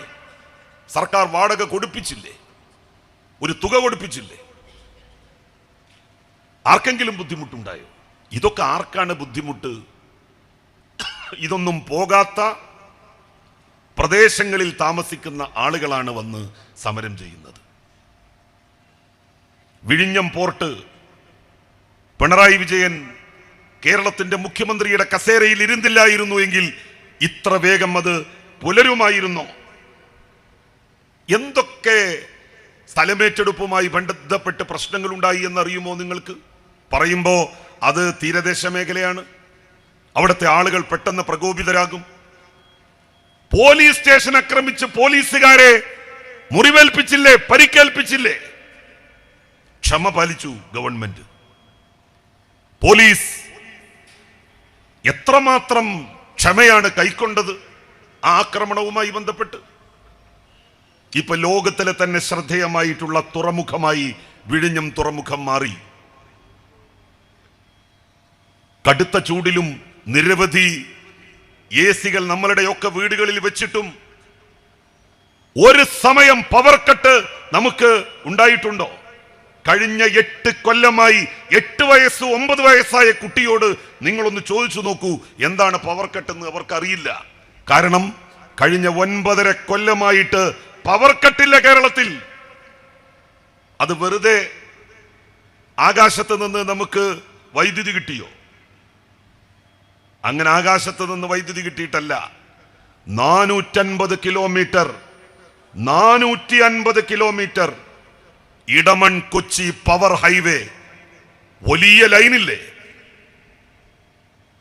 ആകാശം മുട്ടുമാർ ഉയർന്നു നിൽക്കുന്ന കുരിശിന്റെ ആകൃതിയിലുള്ള വലിയ കാല്. ആ പോസ്റ്റിൽ ഹൈപ്പർ ലൈൻ വലിച്ചുകൊണ്ട് ഇടമൺ കൊച്ചി പവർ ഹൈവേ യാഥാർത്ഥ്യമാക്കി. അതും മുടങ്ങിക്കിടക്കുകയായിരുന്നു UDF സർക്കാരിന്റെ കാലത്ത്. കാരണം ഈ ലൈൻ വലിക്കുക ഏതെങ്കിലും ആളുകളുടെ പറമ്പിന്റെ മുകളിലൂടെ ആകുമല്ലോ, സ്വാഭാവികല്ലേ? അത് ഭൂമിക്ക് മുകളിലൂടെയല്ലേ അത് വലിക്കാൻ വേണ്ടി പറ്റുള്ളൂ. അപ്പൊ UDF ഭരണകാലത്ത് ചർച്ചിന്റെ, മസ്ജിദിന്റെ, ക്ഷേത്രത്തിന്റെ ഒക്കെ ഭൂമിയിലൂടെ ഈ ലൈൻ വലിക്കുന്നത് തടഞ്ഞുകൊണ്ട് പല ആളുകളും രംഗത്ത് വന്നു. ഞങ്ങളുടെ ക്ഷേത്ര സ്വത്തിന്റെ മുകളിലൂടെ ലൈൻ വലിക്കാൻ പാടില്ല, ഞങ്ങളുടെ എസ്റ്റേറ്റിന്റെ മുകളിലൂടെ ലൈൻ വലിക്കാൻ പാടില്ല, പള്ളി കമ്മിറ്റിയുടെ സ്വത്താണിത്, അതുകൊണ്ട് അതിന്റെ മുകളിലൂടെ ലൈൻ പോകാൻ പാടില്ല. എല്ലാവരെയും മുഖ്യമന്ത്രി വിളിച്ചുകൂട്ടി. എന്നിട്ട് പറഞ്ഞു, കേരളം ഇരുട്ടിലാകാൻ വേണ്ടി പോവുകയാണ്. ഈ ലൈൻ വലിച്ചില്ലെങ്കിൽ നമ്മളുടെ കുട്ടികളോട് നമ്മൾ മറുപടി പറയേണ്ടി വരും. മെഴുകുതിരി കത്തിച്ചു വെച്ചവർ വീട്ടിൽ പഠിക്കേണ്ടി വരും. അത്രയും വലിയ വൈദ്യുതി ക്ഷാമമാണ് ഈ സംസ്ഥാനത്ത് ഉണ്ടാകാൻ വേണ്ടി പോകുന്നത്. അതുകൊണ്ട് ഉത്തരവാദപ്പെട്ട സർക്കാർ എന്നുള്ള നിലയിൽ ഞങ്ങൾ പോലീസിനെ നിർത്തി, പട്ടാളത്തെ നിർത്തണമെങ്കിൽ നിർത്തി ഈ ലൈൻ വലിക്കും. തടയേണ്ടവർക്ക് തടയാം. തടഞ്ഞാൽ സർക്കാർ സ്വീകരിക്കേണ്ട മുറ ഞങ്ങൾ സ്വീകരിക്കും. പിണറായി വിജയന്റെ ആ ഒരൊറ്റ പ്രസ്താവനയാണ് 450 kilometre Edamon Kochi power highway യാഥാർത്ഥ്യമാകുന്നതിലേക്ക് നയിച്ചത്. അതുകൊണ്ടാണോ പവർ കട്ടില്ലാതെ കഴിഞ്ഞ ഉഷ്ണകാലം കഴിഞ്ഞുപോയത്? സാധാരണക്കാരുടെ വീടുകളിൽ വരെ AC ഫിറ്റ് ചെയ്തില്ലേ? എന്നെങ്കിലും നമുക്ക് കടുത്ത ചൂടിൽ ഫാനില്ലാതെ, AC ഇല്ലാതെ കിടന്നുറങ്ങേണ്ടി വന്നോ? അത്യുഷ്ണത്തിന്റെ സമയത്ത് പോലും. അത്തരമൊരു സാഹചര്യം ഉണ്ടാക്കിയത് ഈ ഗവൺമെന്റാണ്, ഈ സർക്കാരാണ്. എല്ലാ മതസമുദായങ്ങൾക്കും ആവശ്യമുള്ളത് നൽകി. വിദ്യാഭ്യാസ രംഗത്ത്, സാമൂഹ്യ രംഗത്ത്, തൊഴിൽ രംഗത്ത്. ചില ആളുകൾ പറയുന്നത്, മുസ്ലിം ലീഗിന്റെ സുഹൃത്തുക്കൾ പറയുന്നത്, സംവരണം നഷ്ടപ്പെട്ടു. ഒരു സംവരണ സീറ്റ് മുസ്ലിം സമുദായത്തിന് ഈ 9.5 കൊല്ലത്തിനിടയിൽ നഷ്ടപ്പെട്ടു എന്ന് ചൂണ്ടിക്കാണിച്ചാൽ നിങ്ങൾ പറയുന്നത് ഞങ്ങൾ കേൾക്കും. പല പത്രങ്ങളും എഴുതിയിരുന്നു നഷ്ടപ്പെടും നഷ്ടപ്പെടും എന്നൊക്കെ. ഇവർ വിചാരിച്ചു നഷ്ടപ്പെട്ടതാണ് ഇവരെഴുതുന്നത് എന്നാണ്. ആ സമയത്ത് ഞങ്ങളൊക്കെ തന്നെ അതിൽ ഇടപെട്ടിട്ടുണ്ട്, ചൂണ്ടിക്കാണിച്ചു. ഉദ്യോഗസ്ഥന്മാരുടെ അത്തരത്തിലുള്ള ചില നീക്കങ്ങൾ സർക്കാർ മനസ്സിലാക്കി. ആ സംവരണ നഷ്ടം ഒരു പിന്നോക്ക ജനവിഭാഗത്തിനും ഉണ്ടാകരുത് എന്ന് ഗവൺമെന്റ് തീരുമാനിച്ചു. ഒരു സീറ്റും ഒരു കുട്ടിക്കും നഷ്ടപ്പെട്ടിട്ടില്ല. യഥാർത്ഥത്തിൽ നഷ്ടപ്പെട്ടത് ആരുടെ കാലത്താണ്? UDF കാലത്തല്ലേ? നിങ്ങൾക്ക് ഓർമ്മയില്ലേ? നരേന്ദ്രൻ കമ്മീഷൻ പാക്കേജ് എന്ന് പറഞ്ഞുകൊണ്ട് ഒരു സംവരണം ശരിപ്പെടുത്താൻ വേണ്ടി UDF സർക്കാർ കൊണ്ടുവന്ന ഒരു പദ്ധതി. എന്തായിരുന്നു നരേന്ദ്രൻ കമ്മീഷൻ റിപ്പോർട്ടിന്റെ ആകത്തുക? അവരുണ്ടാക്കിയ സംവരണ സംരക്ഷണത്തിന്റെ ആകത്തുക എന്തായിരുന്നു? ഏതെങ്കിലും ഉദ്യോഗ മേഖലയിൽ ഏതെങ്കിലും സംവരണ സമുദായങ്ങൾക്ക് വേണ്ടത്ര അപേക്ഷകരില്ലെങ്കിൽ ആ പോസ്റ്റിൽ ബന്ധപ്പെട്ട മതസമുദായങ്ങളിൽ നിന്ന് യോഗ്യരായ അപേക്ഷകർ വരുന്നത് വരെ പോസ്റ്റ് ഫില്ല് ചെയ്യില്ല, അത് വേക്കന്റ് ആക്കി കാലിയാക്കി ഇടും. എന്നാണോ സംവരണ സമുദായങ്ങളിൽ നിന്ന് യോഗ്യരായിട്ടുള്ള ആളുകൾ വരുന്നത്, അന്നേ ആ പോസ്റ്റ് ഫില്ല് ചെയ്യുകയുള്ളൂ, ആ പോസ്റ്റിലേക്ക് ആളെ വെക്കുകയുള്ളൂ എന്നാണ് UDF തീരുമാനിച്ചത്. അതിന്റെ ഫലമായി ഉണ്ടായത് എന്താണ്? മുസ്ലിം സമുദായത്തിൽ നിന്ന് ഏതെങ്കിലും ക്വാളിഫിക്കേഷൻ ഇല്ലാത്തത് കൊണ്ട് ഒരു അപേക്ഷകനില്ലാത്ത അവസ്ഥ ഉണ്ടാകുമോ? പണ്ടൊക്കെ ഉണ്ടാകുമായിരിക്കും. ഇപ്പോ SC ST വിഭാഗത്തിൽ പോലും എല്ലാ യോഗ്യതകളുമുള്ള പ്രഗത്ഭരായിട്ടുള്ള കുട്ടികളുണ്ട്, ഉദ്യോഗാർത്ഥികളുണ്ട്. അവസാനം ഈ നരേന്ദ്രൻ പാക്കേജ് എന്തിനെയാണ് പ്രതികൂലമായി ബാധിച്ചത്? നമ്മളുടെ സ്കൂളുകളിലെ അറബിക് പോസ്റ്റുകളെ പ്രതികൂലമായി ബാധിച്ചു, ഉറുദു പോസ്റ്റുകളെ പ്രതികൂലമായി ബാധിച്ചു. എങ്ങനെയാണ് പ്രതികൂലമായി ബാധിച്ചത്? 100 അറബിക് പോസ്റ്റുകൾ ഉണ്ടാകുമ്പോൾ സംവരണ തത്വമനുസരിച്ച് 10 എണ്ണം SC/ST വിഭാഗത്തിന് അവകാശപ്പെട്ടതാണ്, 14 എണ്ണം ഈഴവ വിഭാഗത്തിന് അവകാശപ്പെട്ടതാണ്, ലത്തീൻ കത്തോലിക്കർക്ക് അവകാശപ്പെട്ടതുണ്ട്.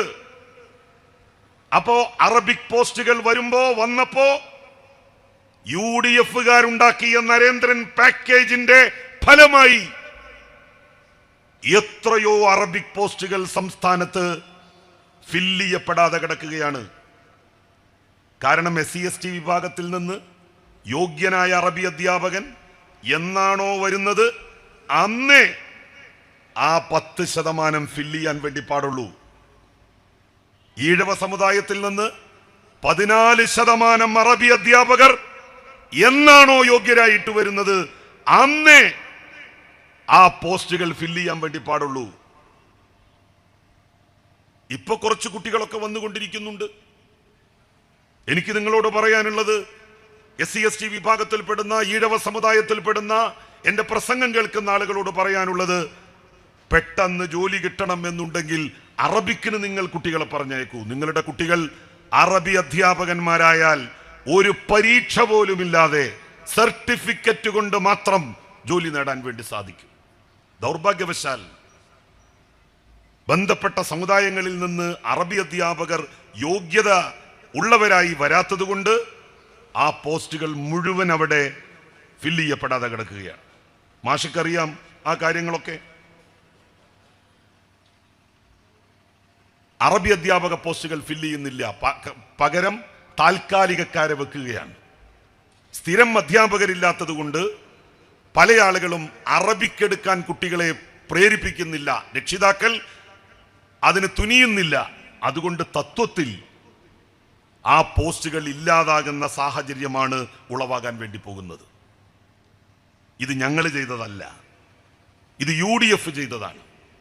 ഞങ്ങളത് മാറ്റണമെന്ന് ഒരു വേള ആലോചിച്ചതാണ്.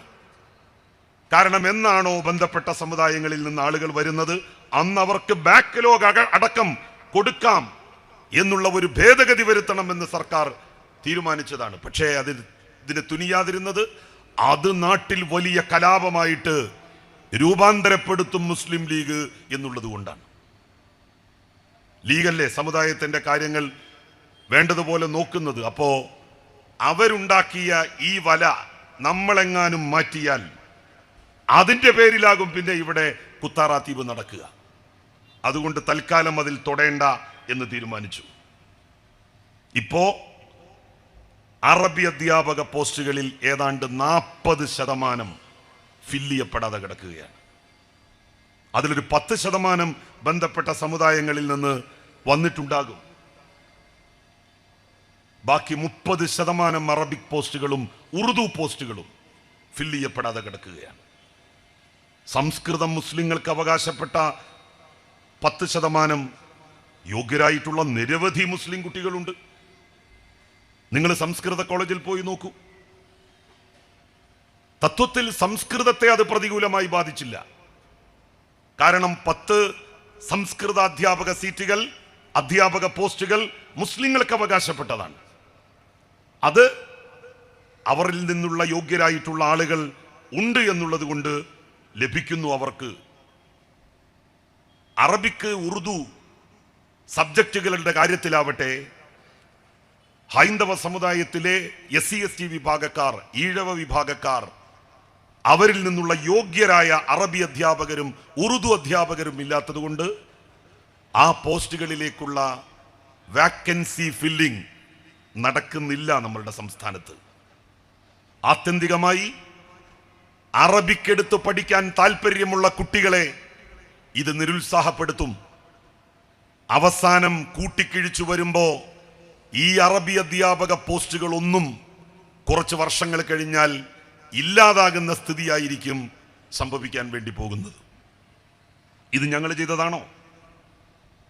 എന്ത് നഷ്ടമാണ് 9.5 കൊല്ലത്തിനിടയിൽ മുസ്ലിം സമുദായത്തിന് ഉണ്ടായത്? ഈ നാഷണൽ ഹൈവേയിലൂടെ എല്ലാ സമുദായക്കാരും പോകുന്നില്ലേ? പൊതുവികസനം നാട്ടിൽ നടക്കുമ്പോ ആ വികസനത്തിന്റെ നേട്ടം അനുഭവേദ്യമാകുന്നത് ആർക്കൊക്കെയാണ്? എല്ലാവർക്കും അനുഭവവേദ്യമാകുന്നില്ലേ? വിദ്യാഭ്യാസ സ്ഥാപനങ്ങളുടെ കാര്യത്തിൽ, സംവരണത്തിന്റെ കാര്യത്തിൽ എന്തെങ്കിലും തരത്തിലുള്ള കുറച്ചിൽ മുസ്ലിം സമുദായത്തിനുണ്ടായോ? ഇങ്ങനെ ഓരോ വിഭാഗക്കാരും അവരവരുടെ സമുദായത്തിന് വേണ്ടി അധികാരം പിടിക്കാൻ വേണ്ടി നിന്നാൽ എന്താകും ഈ നാടിന്റെ സ്ഥിതി? ഹിന്ദുക്കൾക്ക് വേണ്ടി അധികാരം പിടിക്കുക, മുസ്ലിങ്ങൾക്ക് വേണ്ടി അധികാരം പിടിക്കുക, ക്രിസ്ത്യാനിക്ക് വേണ്ടി അധികാരം പിടിക്കുക. എല്ലാവരും എല്ലാവർക്കും വേണ്ടിയാവണം എന്നുള്ള തത്വമാണ് ഇടതുപക്ഷ സർക്കാർ നമ്മളുടെ നാട്ടിൽ പ്രാബല്യത്തിൽ വരുത്തിയത്. എല്ലാ സ്കൂളുകളും നന്നാക്കി. അതിന്റെ നേട്ടം എല്ലാവർക്കും കിട്ടിയില്ല. ഇവിടുത്തെ SC/ST കിട്ടി, ഇവിടുത്തെ ഈഴവർക്ക് കിട്ടി, ഇവിടുത്തെ മുസ്ലിങ്ങൾക്ക് കിട്ടി, ഇവിടുത്തെ നായർ സമുദായത്തിന് കിട്ടി, ബ്രാഹ്മണർക്ക് കിട്ടി, ക്രിസ്ത്യാനിക്ക് കിട്ടി. എല്ലാവർക്കും കിട്ടിയില്ല അതിന്റെ നേട്ടം. ആശുപത്രികൾ വർദ്ധിപ്പിച്ചപ്പോഴും വികസിപ്പിച്ചപ്പോഴും അതിന്റെ നേട്ടം എല്ലാവർക്കും ലഭ്യമായില്ലേ? അങ്ങനെ മതസമുദായം നോക്കിയാണോ ഇതൊക്കെ തീരുമാനിക്കുന്നത്? ഒരു കാര്യം ശരിയാണ്, കഴിഞ്ഞ 9.5 കൊല്ലമായി കേരളത്തിൽ ഒരു വർഗീയ കലാപം പോലും ഉണ്ടാകാതെ ഈ സർക്കാർ നോക്കി. ഒന്നാം മാറാട് കലാപം ഉണ്ടായത് LDF ഭരിച്ചിരുന്ന സമയത്താണോ? UDF ഭരിക്കുമ്പോഴല്ലേ? രണ്ടാം മാറാട് കലാപം അരങ്ങേറിയത് UDF ഭരിക്കുമ്പോഴല്ലേ? നബിദിനത്തിന് പ്രകടനം നടത്തുകയായിരുന്ന ആലപ്പുഴയിലെ ലജ്നത്തുൽ ഇസ്ലാം സഭയുടെ ആയിരക്കണക്കിന് പ്രവർത്തകരുടെ നേർക്ക് പോലീസ് നിറയൊഴിച്ച് 2 ആളുകൾ കൊല ചെയ്യപ്പെട്ടത് UDF ഭരിക്കുന്ന കാലത്തല്ലേ? ഇടതുപക്ഷം ഭരിക്കുന്ന സമയത്താണോ? രണ്ടാം മാറാട് കലാപം നടന്ന സമയത്ത് അന്നത്തെ മുഖ്യമന്ത്രി ആന്റണി തന്റെ മന്ത്രിസഭയിലെ 2ാം നമ്പറുകാരനായ കുഞ്ഞാലിക്കുട്ടിയെയും കൂട്ടി മാറാട് കടപ്പുറം സന്ദർശിക്കാൻ വേണ്ടി പോയത് ഓർമ്മയില്ലേ ഈ നാട്ടിലെ നല്ലവരായിട്ടുള്ള മനുഷ്യർക്ക്? അന്ന് എന്തായിരുന്നു ഈ ആളുകളെ തടഞ്ഞുകൊണ്ട് RSSന്റെ പ്രവർത്തകര് പറഞ്ഞത്? മുഖ്യമന്ത്രിയെയും കുഞ്ഞാലിക്കുട്ടിയെയും സംഘത്തെയും പോലീസിനെയും തടഞ്ഞു അവർ. എന്നിട്ട് പറഞ്ഞു, മുഖ്യമന്ത്രിക്ക് പോകാം, കുഞ്ഞാലിക്കുട്ടിയെ ഞങ്ങൾ കാലുകുത്താൻ അനുവദിക്കില്ല ഇവിടെ. അവസാനം തല താഴ്ത്തി കുഞ്ഞാലിക്കുട്ടി സാഹിബിന്, മുസ്ലിം ലീഗിന്റെ നിയമസഭ പാർട്ടി ലീഡർക്ക്, അന്നത്തെ മന്ത്രിസഭയിലെ 2ാം നമ്പറുകാരന് അപമാനിതനായി തിരിച്ചു പോകേണ്ടി വന്നു. RSSന്റെ തിട്ടൂരത്തിന് വർഗീയ കലാപം നടന്ന സ്ഥലം സന്ദർശിക്കാൻ കുഞ്ഞാലിക്കുട്ടിയെ അനുവദിക്കാൻ പോലും ആന്റണിക്ക് സാധിച്ചില്ല. ആന്റണി പോയി മടങ്ങുകയാണ് ഉണ്ടായത്.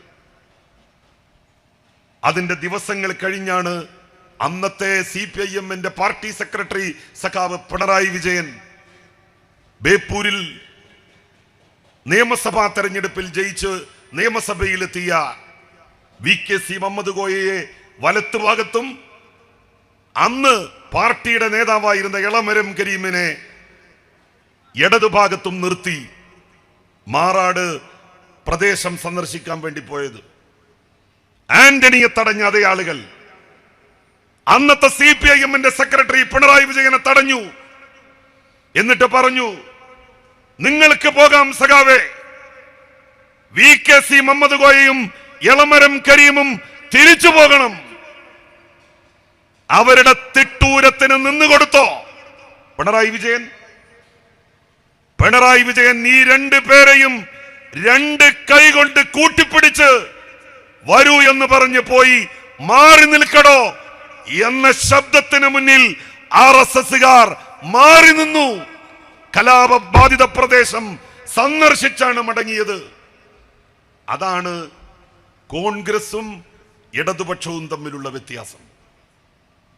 ആന്റണി അന്ന് തന്റെ സഹപ്രവർത്തകൻ കുഞ്ഞാലിക്കുട്ടിയെ അങ്ങോട്ട് കയറ്റില്ല എന്ന് പറഞ്ഞപ്പോ എങ്കിൽ ഞാനും അങ്ങോട്ടില്ല എന്ന് പറഞ്ഞ് മടങ്ങേണ്ടിയിരുന്നു. അതല്ലെങ്കിൽ പോലീസിനെ ഉപയോഗിച്ച് ആ യാത്ര മുന്നോട്ട് കൊണ്ടുപോകേണ്ടിയിരുന്നു. ആന്റണി ചെയ്തത് കുഞ്ഞാലിക്കുട്ടിയോട് തിരിച്ചു പോകാൻ വേണ്ടി പറയുകയാണ്. സഖാവ് പിണറായി വിജയൻ VKC മുഹമ്മദ് കോയയെയും എളമരം കരീമിനെയും രണ്ട് കൈകളിൽ അവരുടെ കൈകൾ പിടിച്ച് മുന്നോട്ട് നടന്നു പോവുകയാണ് ചെയ്തത്. ഒരു വർഗീയ കലാപം കഴിഞ്ഞ 9.5 കൊല്ലമായി ഇവിടെ ഉണ്ടായിട്ടില്ല. പാലക്കാട്ടെ സിറാജുന്നിസ എന്ന് പറയുന്ന എട്ടും പൊട്ടും തിരിയാത്ത 9 വയസ്സുകാരി വീട്ടിന്റെ മുറ്റത്ത് കളിച്ചുകൊണ്ടിരിക്കെ പോലീസിന്റെ വെടിയേറ്റ് മരിച്ചത് ഓർക്കുന്നില്ലേ നിങ്ങൾ? ആര് ഭരിക്കുമ്പോഴായിരുന്നു? ഇടതുപക്ഷം ഭരിക്കുമ്പോഴായിരുന്നോ? കോൺഗ്രസ് ഭരിക്കുമ്പോ, ലീഗ് ഭരിക്കുമ്പോ ഒരു വർഗീയ കലാപത്തിന് ഒരു മതവിഭാഗത്തിൽപ്പെട്ട വർഗീയവാദികൾക്കും അഴിഞ്ഞാടാൻ അവസരം കൊടുത്തില്ല ഈ സർക്കാർ. അതാണോ ഈ ഗവൺമെന്റ് ചെയ്തു എന്ന് പറയുന്ന മുസ്ലിം വിരുദ്ധ സമീപനം? എല്ലാവരെയും നെഞ്ചോട് ചേർത്ത് വെച്ചാണ് സർക്കാർ മുന്നോട്ട് പോയത്. ആരെയും പിന്തള്ളിയില്ല, ആരെയും മാറ്റി നിർത്തിയില്ല. അയ്യപ്പ സംഗമം നടത്തിയപ്പോൾ പോലും പേട്ടതുള്ളലിന് അയ്യപ്പ ഭക്തന്മാര് പോകുന്ന എരുമേലി പള്ളിയിലെ കമ്മിറ്റിയുടെ സെക്രട്ടറി ആയിട്ടുള്ള നാസറിനെ വേദിയിലിരുത്താൻ ധൈര്യം കാണിച്ച സർക്കാരാണ് ഈ സർക്കാർ. രാജ്യത്ത് മതനിരപേക്ഷതയും മതേതരത്വവും ഉയർത്തിപ്പിടിക്കാൻ വേണ്ടി അക്ഷീണം പ്രയത്നിച്ചിട്ടുള്ള ഇടതുപക്ഷ മുന്നണി 3ാം തവണയും കേരളത്തിൽ അധികാരത്തിൽ വരണം. 3ാം തവണയും വരാതെ UDF ആണ് അധികാരത്തിൽ വരുന്നതെങ്കിൽ അവർ ഈ നാടിനെ വിറ്റ് കാശാക്കുമെന്നുള്ള കാര്യത്തിൽ ആർക്കാണ് തർക്കം? അധികാരം 9.5 കൊല്ലം ഇല്ലാതായപ്പോൾ തന്നെ എന്തൊക്കെയാണ് സംഭവിച്ചത്? ജില്ലാ പഞ്ചായത്ത് ഏതാണ്ട് വിറ്റ് തൊലച്ചു. 50 കോടി രൂപയാണ് മുസ്ലിം ലീഗിന്റെ ഒരു ജില്ലാ പഞ്ചായത്ത് അംഗം TP ഹാരിസ് ആളുകളെ പറ്റിച്ചു വാങ്ങിയത്. എന്താണ് പറഞ്ഞതെന്നറിയുമോ? ജില്ലാ പഞ്ചായത്തിന്റെ വികസന പദ്ധതികൾ, ആ വികസന പദ്ധതികൾ നടത്തുന്നതിൽ പങ്കാളികളാക്കാം നിങ്ങളെ. അതിന് നിങ്ങൾ 1 കോടി രൂപ, 1.5 കോടി രൂപ, 50 ലക്ഷം ഇതൊക്കെ നൽകിയാൽ നിങ്ങൾക്ക് അതിന്റെ ലാഭവിഹിതം തരാം എന്ന് പറഞ്ഞ് 50 കോടിയാണ് പറ്റിച്ചത്. തവനൂര് ജയിലിലായിരുന്നല്ലോ TP ഹാരിസ്. എത്രയോ ദിവസം MC കമറുദ്ദീൻ എന്ന് പറയുന്ന മുസ്ലിം ലീഗിന്റെ MLA ഫാഷൻ ഗോൾഡ് എന്ന് പറയുന്ന സ്ഥാപനത്തെ കാട്ടി പാവപ്പെട്ട സാധാരണക്കാരായ മുസ്ലിം ലീഗിന്റെ ആയിരക്കണക്കിന് പ്രവർത്തകന്മാരുടെ കയ്യിൽ നിന്ന് ലക്ഷങ്ങൾ വാങ്ങി. ബിസിനസ് പൊളിഞ്ഞു എന്ന് അവസാനം പറഞ്ഞു. ആളുകളെല്ലാം കൂടി MC കമറുദ്ദീൻ MLA വീട്ടിലേക്ക് ചെന്നു. പ്രശ്നമായി, കേസ് കൊടുത്തു. പോലീസ് അറസ്റ്റ് ചെയ്ത് ജയിലിൽ അടച്ചില്ലേ? ഈ രാജ്യത്ത് ഏതെങ്കിലും ഒരു രാഷ്ട്രീയ പാർട്ടിയുടെ നേതാവിനെ സ്വന്തം അണികളെ പറ്റിച്ച് കാശുണ്ടാക്കി എന്നുള്ള കാര്യത്തിൽ കൽത്തുറുങ്കിൽ അടച്ചിട്ടുണ്ടോ? എത്രയെത്ര പേർ എവിടെയൊക്കെ ഭരണമുണ്ടോ അവിടെയൊക്കെ ബിനാമികളെ വെച്ച് വർക്കുകൾ നടത്തുന്നു, ലാഭമുണ്ടാക്കുന്നു. എല്ലായിടത്തും അതൊരു വിനോദമായി മുസ്ലിം ലീഗിന്റെ ആളുകൾ എടുത്തിരിക്കുന്നു എന്നുള്ളതാണ് വസ്തുത. ഇവർക്കൊക്കെ കേരളത്തിന്റെ ഭരണം കിട്ടിയാൽ സെക്രട്ടേറിയറ്റ് വിറ്റ് കാശാക്കൂലേ ഇവര്? പിന്നെ നമ്മൾ ചെന്ന് നോക്കുമ്പോൾ സെക്രട്ടേറിയറ്റ് ഉണ്ടാവില്ല. അതിൻ്റെ അടിയാധാരം വെച്ച് ലോൺ എടുത്ത് ദുബായിലേക്ക് മുങ്ങും. ആ ജാതിയാണ് ആൾക്കാർ. ഇപ്പോ മുസ്ലിം ലീഗിന്റെ, യൂത്ത് ലീഗിന്റെ നേതാക്കന്മാര് അവർക്കൊക്കെ എന്താണ് വരുമാനം? 5.25 ലക്ഷം രൂപ ശമ്പളം. നാട്ടിൽ നിന്ന് യൂത്ത് ലീഗിന്റെ സംസ്ഥാന സെക്രട്ടറിയായി പ്രവർത്തിക്കുക. ഞാൻ യൂത്ത് ലീഗിന്റെ സ്റ്റേറ്റ് ജനറൽ സെക്രട്ടറി ആയിരുന്നു. എറണാകുളത്ത് വലിയ സമ്മേളനം നടത്തിയിരുന്നു ഞങ്ങൾക്ക് ഇങ്ങനെ 5.25 ലക്ഷം രൂപ ശമ്പളം കിട്ടുന്ന ജോലിയൊന്നും ഉണ്ടായിരുന്നില്ല. 5.25 ലക്ഷം രൂപ ഒരാൾക്ക് ഒരു മാസം ഒരു പണിയും എടുക്കാതെ ശമ്പളം കിട്ടണമെന്നുണ്ടെങ്കിൽ 3 ബിസിനസ്സാണ് അയാൾക്ക് നടത്തേണ്ടതായിട്ട് വരിക. 1 ഹവാല, 2 മയക്കുമരുന്ന് കച്ചവടം, 3 വട്ടിപ്പലിശക്ക് കൊടുക്കൽ. ഈ 3 ബിസിനസ് അല്ലാതെ ഒരാൾ നടത്തിയിട്ട് 5.25 ലക്ഷം രൂപ ഒരു പണിയും എടുക്കാതെ മാസശമ്പളം കിട്ടും എന്ന് പറയുന്ന ഒരു ബിസിനസ് നിങ്ങളൊന്ന് പറ. അങ്ങനെ പലരും ലാഭ പൈസ തരാമെന്ന് പറഞ്ഞ് ബിസിനസ് നടത്തിയിട്ട് ആ ബിസിനസ് ഒക്കെ പൊളിഞ്ഞു പാപ്പരായില്ലേ? പൈസ പോയില്ലേ നിക്ഷേപിച്ചവർക്ക്? ഇവർക്ക് എവിടെ നിന്നാണ് പണം വിവിധ ബിസിനസ്സുകളിൽ നിക്ഷേപിക്കാൻ? എവിടെ നിന്നാണ് പണം? അതവർ വ്യക്തമാക്കണ്ടേ? അത് വ്യക്തമാക്കുന്നതിന് പകരം പറഞ്ഞയാളുകളെ അഴിമതിക്കാരാക്കുക. മലയാള സർവകലാശാലക്ക് ഭൂമി വാങ്ങിയിട്ടുണ്ട്. പക്ഷേ അതിന്റെ എല്ലാ നടപടിക്രമങ്ങളും UDF-ന്റെ ഭരണകാലത്ത് പൂർത്തിയാക്കി. ആ ഭൂമിയാണ് വാങ്ങിയത്. ആ ഭൂമി അല്ലാതെ വാങ്ങാൻ കഴിയില്ല. കാരണം 10 ഏക്കർ ഭൂമി വേണ്ടേ? സുപ്രീം കോടതിയിൽ പോയി, ഹൈക്കോടതിയിൽ പോയി, എല്ലാ കോടതിയും തള്ളി ആ കേസുകളൊക്കെ തന്നെ. എന്നിട്ട് ഇപ്പൊ വന്നുകൊണ്ട് പറയുകയാണ് നമ്മൾ അഴിമതി നടത്തി. ഞാൻ തദ്ദേശ വകുപ്പ് മന്ത്രിയായിരിക്കെ തദ്ദേശ സ്ഥാപനങ്ങൾക്കായിരുന്നു അവരവരുടെ തദ്ദേശ സ്ഥാപന പരിധിയിൽ ബാർ ഹോട്ടലുകൾ വേണോ വേണ്ടയോ എന്ന് തീരുമാനിക്കാനുള്ള അധികാരം. ആ അധികാരം ഞാൻ എടുത്തു കളഞ്ഞു. ബാർ മുതലാളിമാരുടെ കയ്യിൽ നിന്ന് പണം വാങ്ങി. എടുത്തു കളഞ്ഞാൽ എങ്ങനെയാണ് ബാർ മുതലാളിമാര് പൈസ തരിക? അപ്പൊ ആ പൈസയും കൂടി എക്സൈസുകാർക്ക് കിട്ടുമെന്നല്ലേ ഉള്ളൂ. എന്തിനാണ് അത്തരമൊരു തീരുമാനം എടുത്തത്? അതിലും മുസ്ലിം ലീഗ് ഒരു പ്രധാനപ്പെട്ട ഘടകമാണ്. മുസ്ലിം ലീഗിന്റെ ഭരണസമിതിയായിരുന്നു കാഞ്ഞങ്ങാട് മുനിസിപ്പാലിറ്റി ഭരിച്ചിരുന്നത്. മുസ്ലിം ലീഗിന്റെ ചെയർപേഴ്സൺ. ബാർ ഹോട്ടൽ മുതലാളിമാര് കാഞ്ഞങ്ങാട്ട് അവിടുത്തെ കൗൺസിലർമാരെ പണം കൊടുത്ത് സ്വാധീനിച്ചു. അങ്ങനെ തദ്ദേശ സ്ഥാപനം ബാർ ഹോട്ടൽ വരാൻ വേണ്ടി തീരുമാനമെടുത്തു. ആ തീരുമാനത്തിനെതിരെ മുസ്ലിം ലീഗിൽ വലിയ കുഴപ്പമുണ്ടായി. അവിടുത്തെ ചെയർമാനെ മുസ്ലിം ലീഗ് പുറത്താക്കി. ഇങ്ങനെ ബാർ മുതലാളിമാർ തദ്ദേശ സ്ഥാപനങ്ങളുടെ കൗൺസിലർമാരെ, പഞ്ചായത്ത് മെമ്പർമാരെ പണം കൊടുത്ത് സ്വാധീനിച്ച് അഴിമതിക്കാരാക്കി മാറ്റുന്ന സാഹചര്യം ഉളവായി. വളാഞ്ചേരിയിലും ഉണ്ടായി അങ്ങനെ ഒരു സംഭവം. നിങ്ങൾക്ക് ഓർമ്മയുണ്ടാകും. 2ാം ബാർ ഹോട്ടൽ വളാഞ്ചേരിയിൽ വന്നത് ഞാൻ നിയമം പിൻവലിച്ചതിന് ശേഷമാണോ? ഞാൻ നിയമം പിൻവലിച്ചതിന് ശേഷമാണോ വന്നത്? 2ാം ബാർ ഹോട്ടൽ വളാഞ്ചേരിയിൽ വന്നത് ഇവിടെയും വിലക്കെടുത്തു പഞ്ചായത്ത് മെമ്പർമാരെ. എന്നിട്ട് അനുവാദം നൽകി പഞ്ചായത്ത്, തദ്ദേശ സ്ഥാപനം. അതല്ലേ സംഭവിച്ചത്? അപ്പൊ തദ്ദേശ സ്ഥാപനത്തിലേക്ക് ബാർ മുതലാളിമാര് കടന്നു വന്ന് മെമ്പർമാർക്ക് വില നിശ്ചയിച്ച് പണം നൽകുന്ന സാഹചര്യം ഉണ്ടാകാൻ പാടില്ല എന്ന് മന്ത്രി എന്നുള്ള നിലയിൽ ഞാൻ തീരുമാനിച്ചു. എന്താ അതിൽ തെറ്റ്? ഇവിടെയല്ലേ മുസ്ലിം ലീഗിന് എന്തെങ്കിലും ചെയ്യാൻ വേണ്ടി പറ്റൂ? മതപരമായിട്ടുള്ള വിലക്ക് മദ്യത്തിന്റെ കാര്യത്തിലുള്ളത് ഇസ്ലാം മതവിശ്വാസികൾക്ക് മാത്രമല്ലേ? കൊച്ചി, തിരുവിതാംകൂർ ഭാഗത്തേക്ക് അങ്ങോട്ട് പോയാൽ ഓരോ പഞ്ചായത്തുകളെയും മുനിസിപ്പാലിറ്റികളെയും ഉന്നം വെച്ചുകൊണ്ട് ബാർ മുതലാളിമാർ പണവുമായി ഇങ്ങനെ നടക്കുകയാണ്.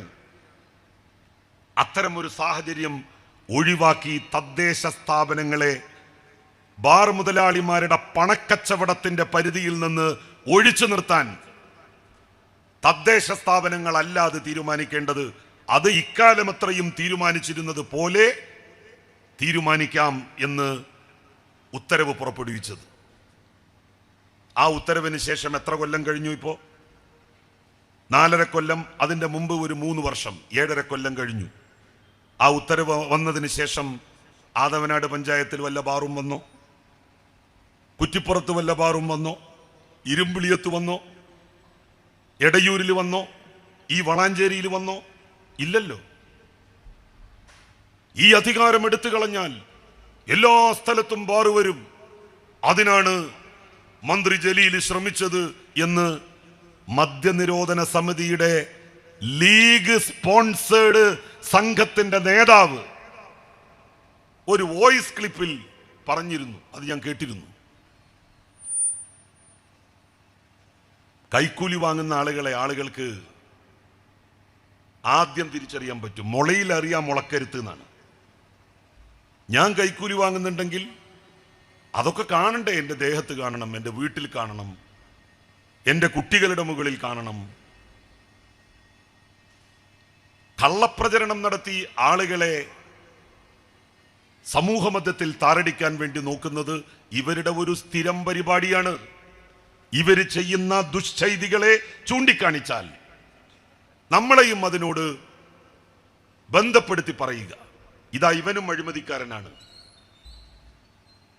എല്ലാ കാര്യങ്ങൾക്കും പണം വാങ്ങി ശീലമുള്ള UDF-കാരെ സംബന്ധിച്ചിടത്തോളം എല്ലാവരും അവരെ പോലെയാണ് എന്ന് കരുതുക സ്വാഭാവികം. ഞാൻ അവരെ കുറ്റപ്പെടുത്തില്ല. കാരണം അവര് പരിചയപ്പെട്ട ആളുകൾ, അവര് പരിചയപ്പെട്ട നേതാക്കൾ, അവരൊക്കെ അങ്ങനെ തന്നെയാണ്. 2006 ഈ കുറ്റിപ്പുറത്ത് നമ്മൾ മത്സരിച്ച് ജയിച്ചു. ആ പക മുസ്ലിം ലീഗിന് ഇന്നും തീർന്നിട്ടില്ല. ആ പക തീർക്കാനാണ് അവര് ബന്ധുനിയമനം എന്നും പറഞ്ഞ് ലോകായുക്തയെ വിലക്കെടുത്ത് എനിക്കെതിരായി വിധി പുറപ്പെടുവിച്ചത്. അപ്പൊ ചോദിക്കും, ലോകായുക്തയെ വെച്ചത് നിങ്ങളല്ലേ? ഞാനും ഉൾക്കൊള്ളുന്ന മന്ത്രിസഭയാണ് വെച്ചത്. ഇങ്ങനെ ഒരു ചരക്കാണ് ഈ വെക്കുന്നത് എന്ന് ഞങ്ങൾക്കാർക്കും അറിയുമായിരുന്നില്ല. മാത്രമല്ല, അന്ന് ലോകായുക്ത നിയമമനുസരിച്ച് സുപ്രീം കോടതിയിൽ നിന്ന് പിരിഞ്ഞ ജഡ്ജിമാരെ മാത്രമേ ആ സ്ഥാനത്ത് വെക്കാൻ പാടുള്ളൂ. സുപ്രീം കോടതിയിൽ നിന്ന് ആ സമയത്ത്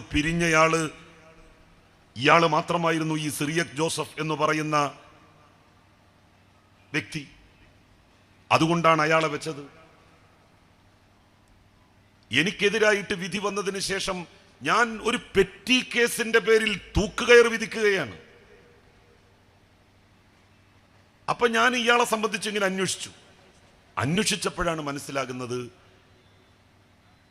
ഈ വ്യക്തി തന്നെയാണ് ഹൈക്കോടതിയിൽ ജഡ്ജിയായിരിക്കെ 4 പേര് വധിക്കപ്പെട്ട ഐസ്ക്രീം പാർലർ കേസുമായി ബന്ധപ്പെട്ട കേസിൽ നിന്ന് അന്നത്തെ മുസ്ലിം ലീഗിന്റെ നേതാവും വ്യവസായ വകുപ്പ് മന്ത്രിയുമായിരുന്ന PK കുഞ്ഞാലിക്കുട്ടിയെ കുറ്റവിമുക്തനാക്കിക്കൊണ്ട് വിധി പറഞ്ഞത്. അന്നതിന് ഇയാൾ പ്രതിഫലം വാങ്ങിയത് ഈ വിധി പറയുന്നതിൻ്റെ 72 ദിവസങ്ങൾക്ക് മുൻപ് മുസ്ലിം ലീഗ് കൈകാര്യം ചെയ്തിരുന്ന വിദ്യാഭ്യാസ വകുപ്പിലെ മഹാത്മാഗാന്ധി യൂണിവേഴ്സിറ്റിയിലെ വൈസ് ചാൻസലർ സ്ഥാനം ഈ ജഡ്ജിയുടെ അനുജന്റെ ഭാര്യ ജാൻസി ജെയിംസിന് നൽകി. ജെയിംസ് ജോസഫിന് അറിയാം, ലീഗർക്ക് ആദ്യം കാര്യം ചെയ്തു കൊടുത്ത പിന്നെ ഓല് സാധാരണ നമ്മളുടെ നാട്ടിൻപുറത്ത് പറയുമല്ലോ, പാലം കടക്കോളം നാരായണ, പാലം കടന്നാൽ കൂരായണ എന്ന്. അപ്പൊ ലീഗുകാരെ ശരിക്കറിയുന്നത് കൊണ്ടാണ് വിധി പറയുന്നതിന്റെ 72 ദിവസം മുമ്പ് പ്രതിഫലം പറ്റിയത്. അന്ന് അയാൾക്ക് 25 ലക്ഷം രൂപയും കൊടുത്തു എന്ന് ആ 25 ലക്ഷം രൂപ കൊണ്ടുപോയി കൊടുത്തയാളാണ് എന്നോട് പറഞ്ഞത്. ആ ജഡ്ജിയെ വിലക്കെടുത്തുകൊണ്ട് നിങ്ങൾ കുറ്റിപ്പുറത്ത് ലീഗിനെ തോൽപ്പിച്ചതിന്റെ വൈരം എന്നോട് തീർക്കുകയായിരുന്നു. എടോ, ഞാൻ ഒരാളെ വെച്ചത് ആ സ്ഥാപനം നന്നാക്കണമെന്നുള്ള ലക്ഷ്യത്തിൽ മാത്രമാണ്. ഒരാളും ആ സ്ഥാനത്തേക്ക് വന്നിരുന്നില്ല. ഇന്നും ആ സ്ഥാപനം തകർച്ചയിൽ നിന്ന് തകർച്ചയിലേക്ക് നീങ്ങിക്കൊണ്ടിരിക്കുകയാണ്. കാരണം ഒരു ബാങ്കിംഗ് രംഗത്ത് നിന്ന് ഒരാളും ആ സ്ഥാപനത്തിൽ ഇപ്പൊ പ്രവർത്തിക്കുന്നില്ല. കാരണം ബാങ്കിൽ പ്രവർത്തിക്കുന്ന ആളുകൾക്ക് അവിടത്തെക്കാളും കൂടുതൽ ശമ്പളമുണ്ട്. ഈ വെച്ചു എന്ന് പറയുന്ന എൻ്റെ ബന്ധു അത്ര മോശക്കാരനായിരുന്നെങ്കിൽ അയാളിപ്പോ ഇന്ത്യയിലെ 2ാമത്തെ പൊതുമേഖലാ സ്ഥാപനമായിട്ടുള്ള ബാങ്ക് ഓഫ് ബറോഡയുടെ കൊച്ചിയിലെ ചീഫ് മാനേജറായി ജോലി ചെയ്യുന്നു. എന്നെ ഒന്ന് വിളിക്കാതെ, സാധാരണ ഒരാളെ തൂക്കിക്കൊല്ലുമ്പോ അയാളെ വിളിക്കുമല്ലോ, എന്നെ ഒന്ന് വിളിക്കുകയോ നോട്ടീസ് അയക്കുകയോ എന്നെ ഒന്ന് ചോദ്യം ചെയ്യുകയോ വിചാരണ ചെയ്യുകയോ ചെയ്യാതെ ഏകപക്ഷീയമായി ഇയാൾ വിധി പുറപ്പെടുവിച്ചു. അതെന്തായിരുന്നു കാരണം? അന്നത്തെ ലോകായുക്ത നിയമം അനുസരിച്ച് ലോകായുക്ത പറയുന്നത് അന്തിമ വിധിയായിരുന്നു. ആ വിധി അനുസരിച്ചു കൊള്ളണം. ആ വിധിക്കെതിരായി ഹൈക്കോടതിയിൽ പോകാൻ കഴിയില്ല, സുപ്രീം കോടതിയിൽ പോകാൻ കഴിയില്ല. ആ നിയമമാണ് പിന്നീട് ഈ സർക്കാർ വന്നതിന് ശേഷം വലിച്ചു കീറി അറബിക്കടലിലേക്ക് വലിച്ചെറിഞ്ഞത്. ആ നിയമം ഭേദഗതി ചെയ്തു. സുപ്രീം കോടതിയിലെ റിട്ടയേർഡ് ജഡ്ജിമാര് വേണം ലോകായുക്ത എന്നുള്ള നിയമം മാറ്റി കേരള ഹൈക്കോടതിയിൽ നിന്ന് റിട്ടയർ ചെയ്ത ജഡ്ജിമാരെയും ലോകായുക്തകളായിട്ട് നിയമിക്കാം എന്ന നിയമം കൊണ്ടുവന്നു. ലോകായുക്തയുടെ വിധി അന്തിമമാവില്ല. ഹൈക്കോടതിയും സുപ്രീം കോടതിയും ഒക്കെ അതിന്റെ അപ്പീൽ അതോറിറ്റികളാകും എന്ന് തീരുമാനിച്ചു. ഇന്ത്യയിൽ എല്ലാ സംസ്ഥാനത്തും അങ്ങനെയാണ്. ഇവിടെ മാത്രമാണ് ഇങ്ങനെ. 3 പ്രാവശ്യം നമ്മളെ തോൽപ്പിക്കാൻ നോക്കിയിട്ട് നടക്കാത്തതിന്റെ അരിശം തീർത്തത് ഈ സിറിയക് ജോസഫ് എന്ന് പറയുന്ന ജഡ്ജിയെ ഉപയോഗിച്ചാൽ. ഞാൻ ഈ പറയുന്നത് സത്യമല്ലെങ്കിൽ ഈ ജഡ്ജി എനിക്കെതിരായിട്ട് കേസ് കൊടുക്കണ്ടേ? ഞാനിത് എത്ര കാലമായി പറഞ്ഞുകൊണ്ടിരിക്കുന്നു. ഇയാളെ ഇനി തൊള്ളി തോന്നിയ മോശമായിട്ടുള്ള വാക്കുകൾ ഉപയോഗിക്കുന്നില്ല എന്നല്ലേ ഉള്ളൂ, ബാക്കിയുള്ള എല്ലാ കാര്യവും പറയുന്നില്ലേ? ഇത് അസത്യമാണെങ്കിൽ, ഞാൻ ഈ പറയുന്നത് വസ്തുതയല്ലെങ്കിൽ എനിക്കെതിരെ കേസ് കൊടുക്കട്ടെ ഇയാള്. എന്താണ് കേസ് കൊടുക്കാൻ ഇയാൾക്ക് പേടി? ഒരു ജഡ്ജിയെ കുറിച്ചല്ലേ ഞാൻ പറയുന്നത്. സുപ്രീം കോടതിയിൽ നിന്ന് റിട്ടയർ ചെയ്തിട്ടുള്ള ഒരു ജഡ്ജി. പത്രസമ്മേളനത്തിൽ പരസ്യമായിട്ട് ഞാൻ പറഞ്ഞിട്ടുണ്ട്, എല്ലാ തെളിവുകളും എൻ്റെ കയ്യിലുണ്ട്. ഐസ്ക്രീം പാർലർ കേസിൽ നിന്ന് കുഞ്ഞാലിക്കുട്ടിയെ കുറ്റവിമുക്തനാക്കിയതിന്റെ വിധി എൻ്റെ കയ്യിലുണ്ട്. ആ വിധി പുറപ്പെടുവിക്കുന്നതിന്റെ 72 ദിവസം മുമ്പ് തന്റെ സഹോദര ഭാര്യ ജാൻസി ജെയിംസിനെ മുസ്ലിം ലീഗിന്റെ മന്ത്രി മഹാത്മാഗാന്ധി യൂണിവേഴ്സിറ്റിയുടെ വൈസ് ചാൻസലറാക്കി നിയമിച്ചതിന്റെ കോപ്പി എൻ്റെ കയ്യിലുണ്ട്. എന്നെ ഒന്ന് വിളിക്കുകയോ എന്നെ ഒന്ന് ചോദ്യം ചെയ്യുകയോ ചെയ്യാതെ എനിക്കെതിരായി ഏകപക്ഷീയമായ വിധി പുറപ്പെടുവിച്ചു. ഇയാൾക്ക് UDF വന്നാൽ ലോകായുക്തയായിട്ട് ഇനിയും തുടരാം എന്ന വാക്കാണ് അന്ന് UDF കൊടുത്തത്. അന്ന് UDFന് വേണ്ടി കേസ് വാദിച്ച എറണാകുളത്തെ വക്കീലിനോട് പറഞ്ഞത്, UDF അധികാരത്തിൽ വന്നാൽ നിങ്ങളെ അഡ്വക്കേറ്റ് ജനറൽ ആക്കാം, സർക്കാരിന്റെ AG ആയി നിയമിക്കാം എന്നാണ്. ആ AG ആയി നിയമിക്കാം എന്ന് പറഞ്ഞ വക്കീലിന്റെ ഓഫീസിൽ നിന്നാണ് എനിക്കെതിരായിട്ടുള്ള വിധി ആ വക്കീൽ എഴുതി കൊടുത്തത്. ആ വിധിയാണ് സിറിയക് ജോസഫ് വായിച്ചത്. ഇത്രയും വ്യക്തമായി ഞാനൊരു ജഡ്ജിക്കെതിരായി ആക്ഷേപം ഉന്നയിച്ചിട്ട് ഇന്നോളം എനിക്കെതിരായി ഒരു വക്കീൽ നോട്ടീസ് അയക്കാൻ ജാൻസി ജെയിംസ് തയ്യാറായിട്ടുണ്ടോ? MG യൂണിവേഴ്സിറ്റിയിൽ വൈസ് ചാൻസലറായി നിയമിതയായിട്ടുള്ള വ്യക്തി സിറിയക് ജോസഫ് എന്ന് പറയുന്ന നികൃഷ്ടൻ തയ്യാറായിട്ടുണ്ടോ എനിക്കെതിരായി ഒരു വക്കീൽ നോട്ടീസ് അയക്കാൻ? ഇത് മാത്രമല്ല ഇയാൾ ചെയ്തത്. അഭയ എന്ന് പറയുന്ന ഒരു കന്യാസ്ത്രീ വധിക്കപ്പെട്ടിരുന്നു. ആ കന്യാസ്ത്രീ വധിക്കപ്പെട്ട സമയത്ത് അതിലെ 1-ാം പ്രതിയായിട്ടുള്ള ഫാദർ കോട്ടൂരിനെ സംരക്ഷിക്കാൻ വേണ്ടി നമ്മളൊക്കെ കണ്ടതാണല്ലോ. ഇവരെ നാർക്കോ അനാലിസിസിന് വിധേയമാക്കുന്നത്, നുണപരിശോധനക്ക് വിധേയമാക്കുന്നത്. ഫാദർ കോട്ടൂരിനെ തട്ടി വിളിച്ച് ഡോക്ടർമാര് ചോദിച്ചത് നമ്മൾ കണ്ടില്ലേ? നമ്മളുടെ അന്ന് എല്ലാ ടിവികളിലും അത് വന്നിരുന്നു. ആ പരിശോധന നടന്ന ബാംഗ്ലൂരിലെ ലാബ് അന്നത്തെ കർണാടക ഹൈക്കോടതിയുടെ ചീഫ് ജസ്റ്റിസ് എന്നുള്ള നിലയിൽ ഈ സിറിയക് ജോസഫ് സന്ദർശിച്ച് അതിന്റെ വിവരങ്ങൾ മുഴുവൻ എടുത്ത് പ്രതികൾക്ക് ചോർത്തി കൊടുത്തു. CBIയുടെ കുറ്റപത്രത്തിലുണ്ട്. ഇയാളെക്കുറിച്ച്, ഇയാളുടെ ഇത്തരത്തിലുള്ള അധമ പ്രവർത്തനങ്ങളെ കുറിച്ച് അറിയണമെങ്കിൽ ജോമോൻ പുത്തമ്പുരക്കൽ എന്ന് പറയുന്ന അഭയ കേസ് നടത്തിയ വ്യക്തി എഴുതിയിട്ടുള്ള ദൈവത്തിന്റെ സ്വന്തം വക്കീൽ എന്ന പുസ്തകത്തിൽ ഏതാണ്ട് ഒരു 25 പേജ് സിറിയക് ജോസഫ് എന്ന് പറയുന്ന ഈ അധമനായ ജഡ്ജിയെ കുറിച്ചാണ്. ഞാൻ വെല്ലുവിളിക്കുന്നു, എൻ്റെ നാട്ടുകാരുടെ മുന്നിൽ വെച്ച് മുസ്ലിം യൂത്ത് ലീഗിന്റെ നേതാവിന് ധൈര്യമുണ്ടോ ഞാൻ സിറിയക് ജോസഫിനെതിരായി ഇങ്ങനെ ഇല്ലാത്തത് പ്രസംഗിച്ചു നടക്കുന്നു എന്ന് പറഞ്ഞുകൊണ്ട് എനിക്കെതിരായിട്ട് ഒരു പരാതി കൊടുക്കാൻ? സാക്ഷാൽ സിറിയക് ജോസഫിന് ധൈര്യമുണ്ടോ ഞാൻ ചെയ്യാത്തത് ചെയ്തു എന്ന് പറഞ്ഞുകൊണ്ട് എനിക്കെതിരായി ഒരു MLA പ്രസംഗിച്ച് നടക്കുന്നു എന്ന് പറഞ്ഞുകൊണ്ട് ഒരു കേസ് കൊടുക്കാൻ? എന്റെ യോഗ്യത കൊണ്ടാണ് ഞാൻ MG യൂണിവേഴ്സിറ്റിയുടെ വൈസ് ചാൻസലർ ആയത്. അത് ഒരു കേസിന്റെയും പ്രതിഫലമായിട്ടല്ല എനിക്ക് കിട്ടിയത് എന്ന് പറഞ്ഞുകൊണ്ട് എനിക്കെതിരായി ഒരു വക്കീൽ നോട്ടീസ് അയക്കാൻ MG യൂണിവേഴ്സിറ്റിയുടെ മുൻ വൈസ് ചാൻസലർ ജാൻസി ജെയിംസിനെ ഞാൻ വെല്ലുവിളിക്കുന്നു. ഇനി എന്താണ് ഇതിലപ്പുറം പറയേണ്ടത്? വസ്തുതകൾ ഇതാണ് കൂട്ടരെ. നേരാം വണ്ണം പൊതുപ്രവർത്തനം നടത്തുന്നവരെ ചതിച്ചു വീഴ്ത്തുക. മഹാഭാരതത്തിൽ കള്ളച്ചൂത് കളിച്ച് പരാജയപ്പെടുത്തിയ കഥകൾ നമ്മൾ വായിച്ചിട്ടുണ്ട്. കള്ളത്തരം നടത്തി വഞ്ചിച്ച് ചതിച്ച് സത്യസന്ധതയോടെ പൊതുപ്രവർത്തനം നടത്തുന്നവരെ കുഴിയിൽ വീഴ്ത്തുക. അതാണ് ലീഗും കോൺഗ്രസും എന്നും ചെയ്തിട്ടുള്ളത്. എന്നും. എനിക്കതിൽ വിഷമമില്ല. കാരണം ഏതൊരാളെയും അയാൾക്കെതിരായിട്ടൊരു വിധി പറയുമ്പോൾ ഒന്ന് വിളിക്കണ്ടടോ, അയാളോടൊന്ന് ചോദിക്കണ്ടേ നിങ്ങൾ ഈ കുറ്റം ചെയ്തോ? നമുക്ക് പറയാനുള്ളത് കേൾക്കണ്ടേ? ഒന്നും ചെയ്യാതെ ഇത്ര ക്രൂരമായി പെരുമാറിപ്പിച്ചത് വലിയ തുക സിറിയക് ജെയിംസ് എന്ന് പറയുന്ന ലോകായുക്ത ജഡ്ജിക്ക് കൈക്കൂലി കൊടുത്തിട്ടാണ്. ഇതൊക്കെ ആരും അറിയില്ല എന്ന് നിങ്ങൾ വിചാരിച്ചാൽ നിങ്ങൾ വിഡ്ഢികളുടെ സ്വർഗത്തിലാണ് എന്ന് മാത്രമാണ് അതേക്കുറിച്ച് എനിക്ക് പറയാൻ സാധിക്കുക.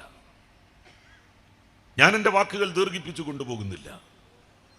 എനിക്കിവിടെയുള്ള നല്ലവരായിട്ടുള്ള മനുഷ്യരോട് പറയാനുള്ളത്, നമുക്ക് നമ്മളുടെ മേഖലയെ ഇനിയും ഒരുപാട് വികസനത്തിന്റെ പുതിയ നിലാവെളിച്ചങ്ങളിലേക്ക് കൈപിടിച്ചുയർത്തേണ്ടതുണ്ട്. പലരും ചോദിച്ചു, എന്താണ് മന്ത്രി എന്നുള്ള നിലയിൽ നിങ്ങൾ ചെയ്തത്?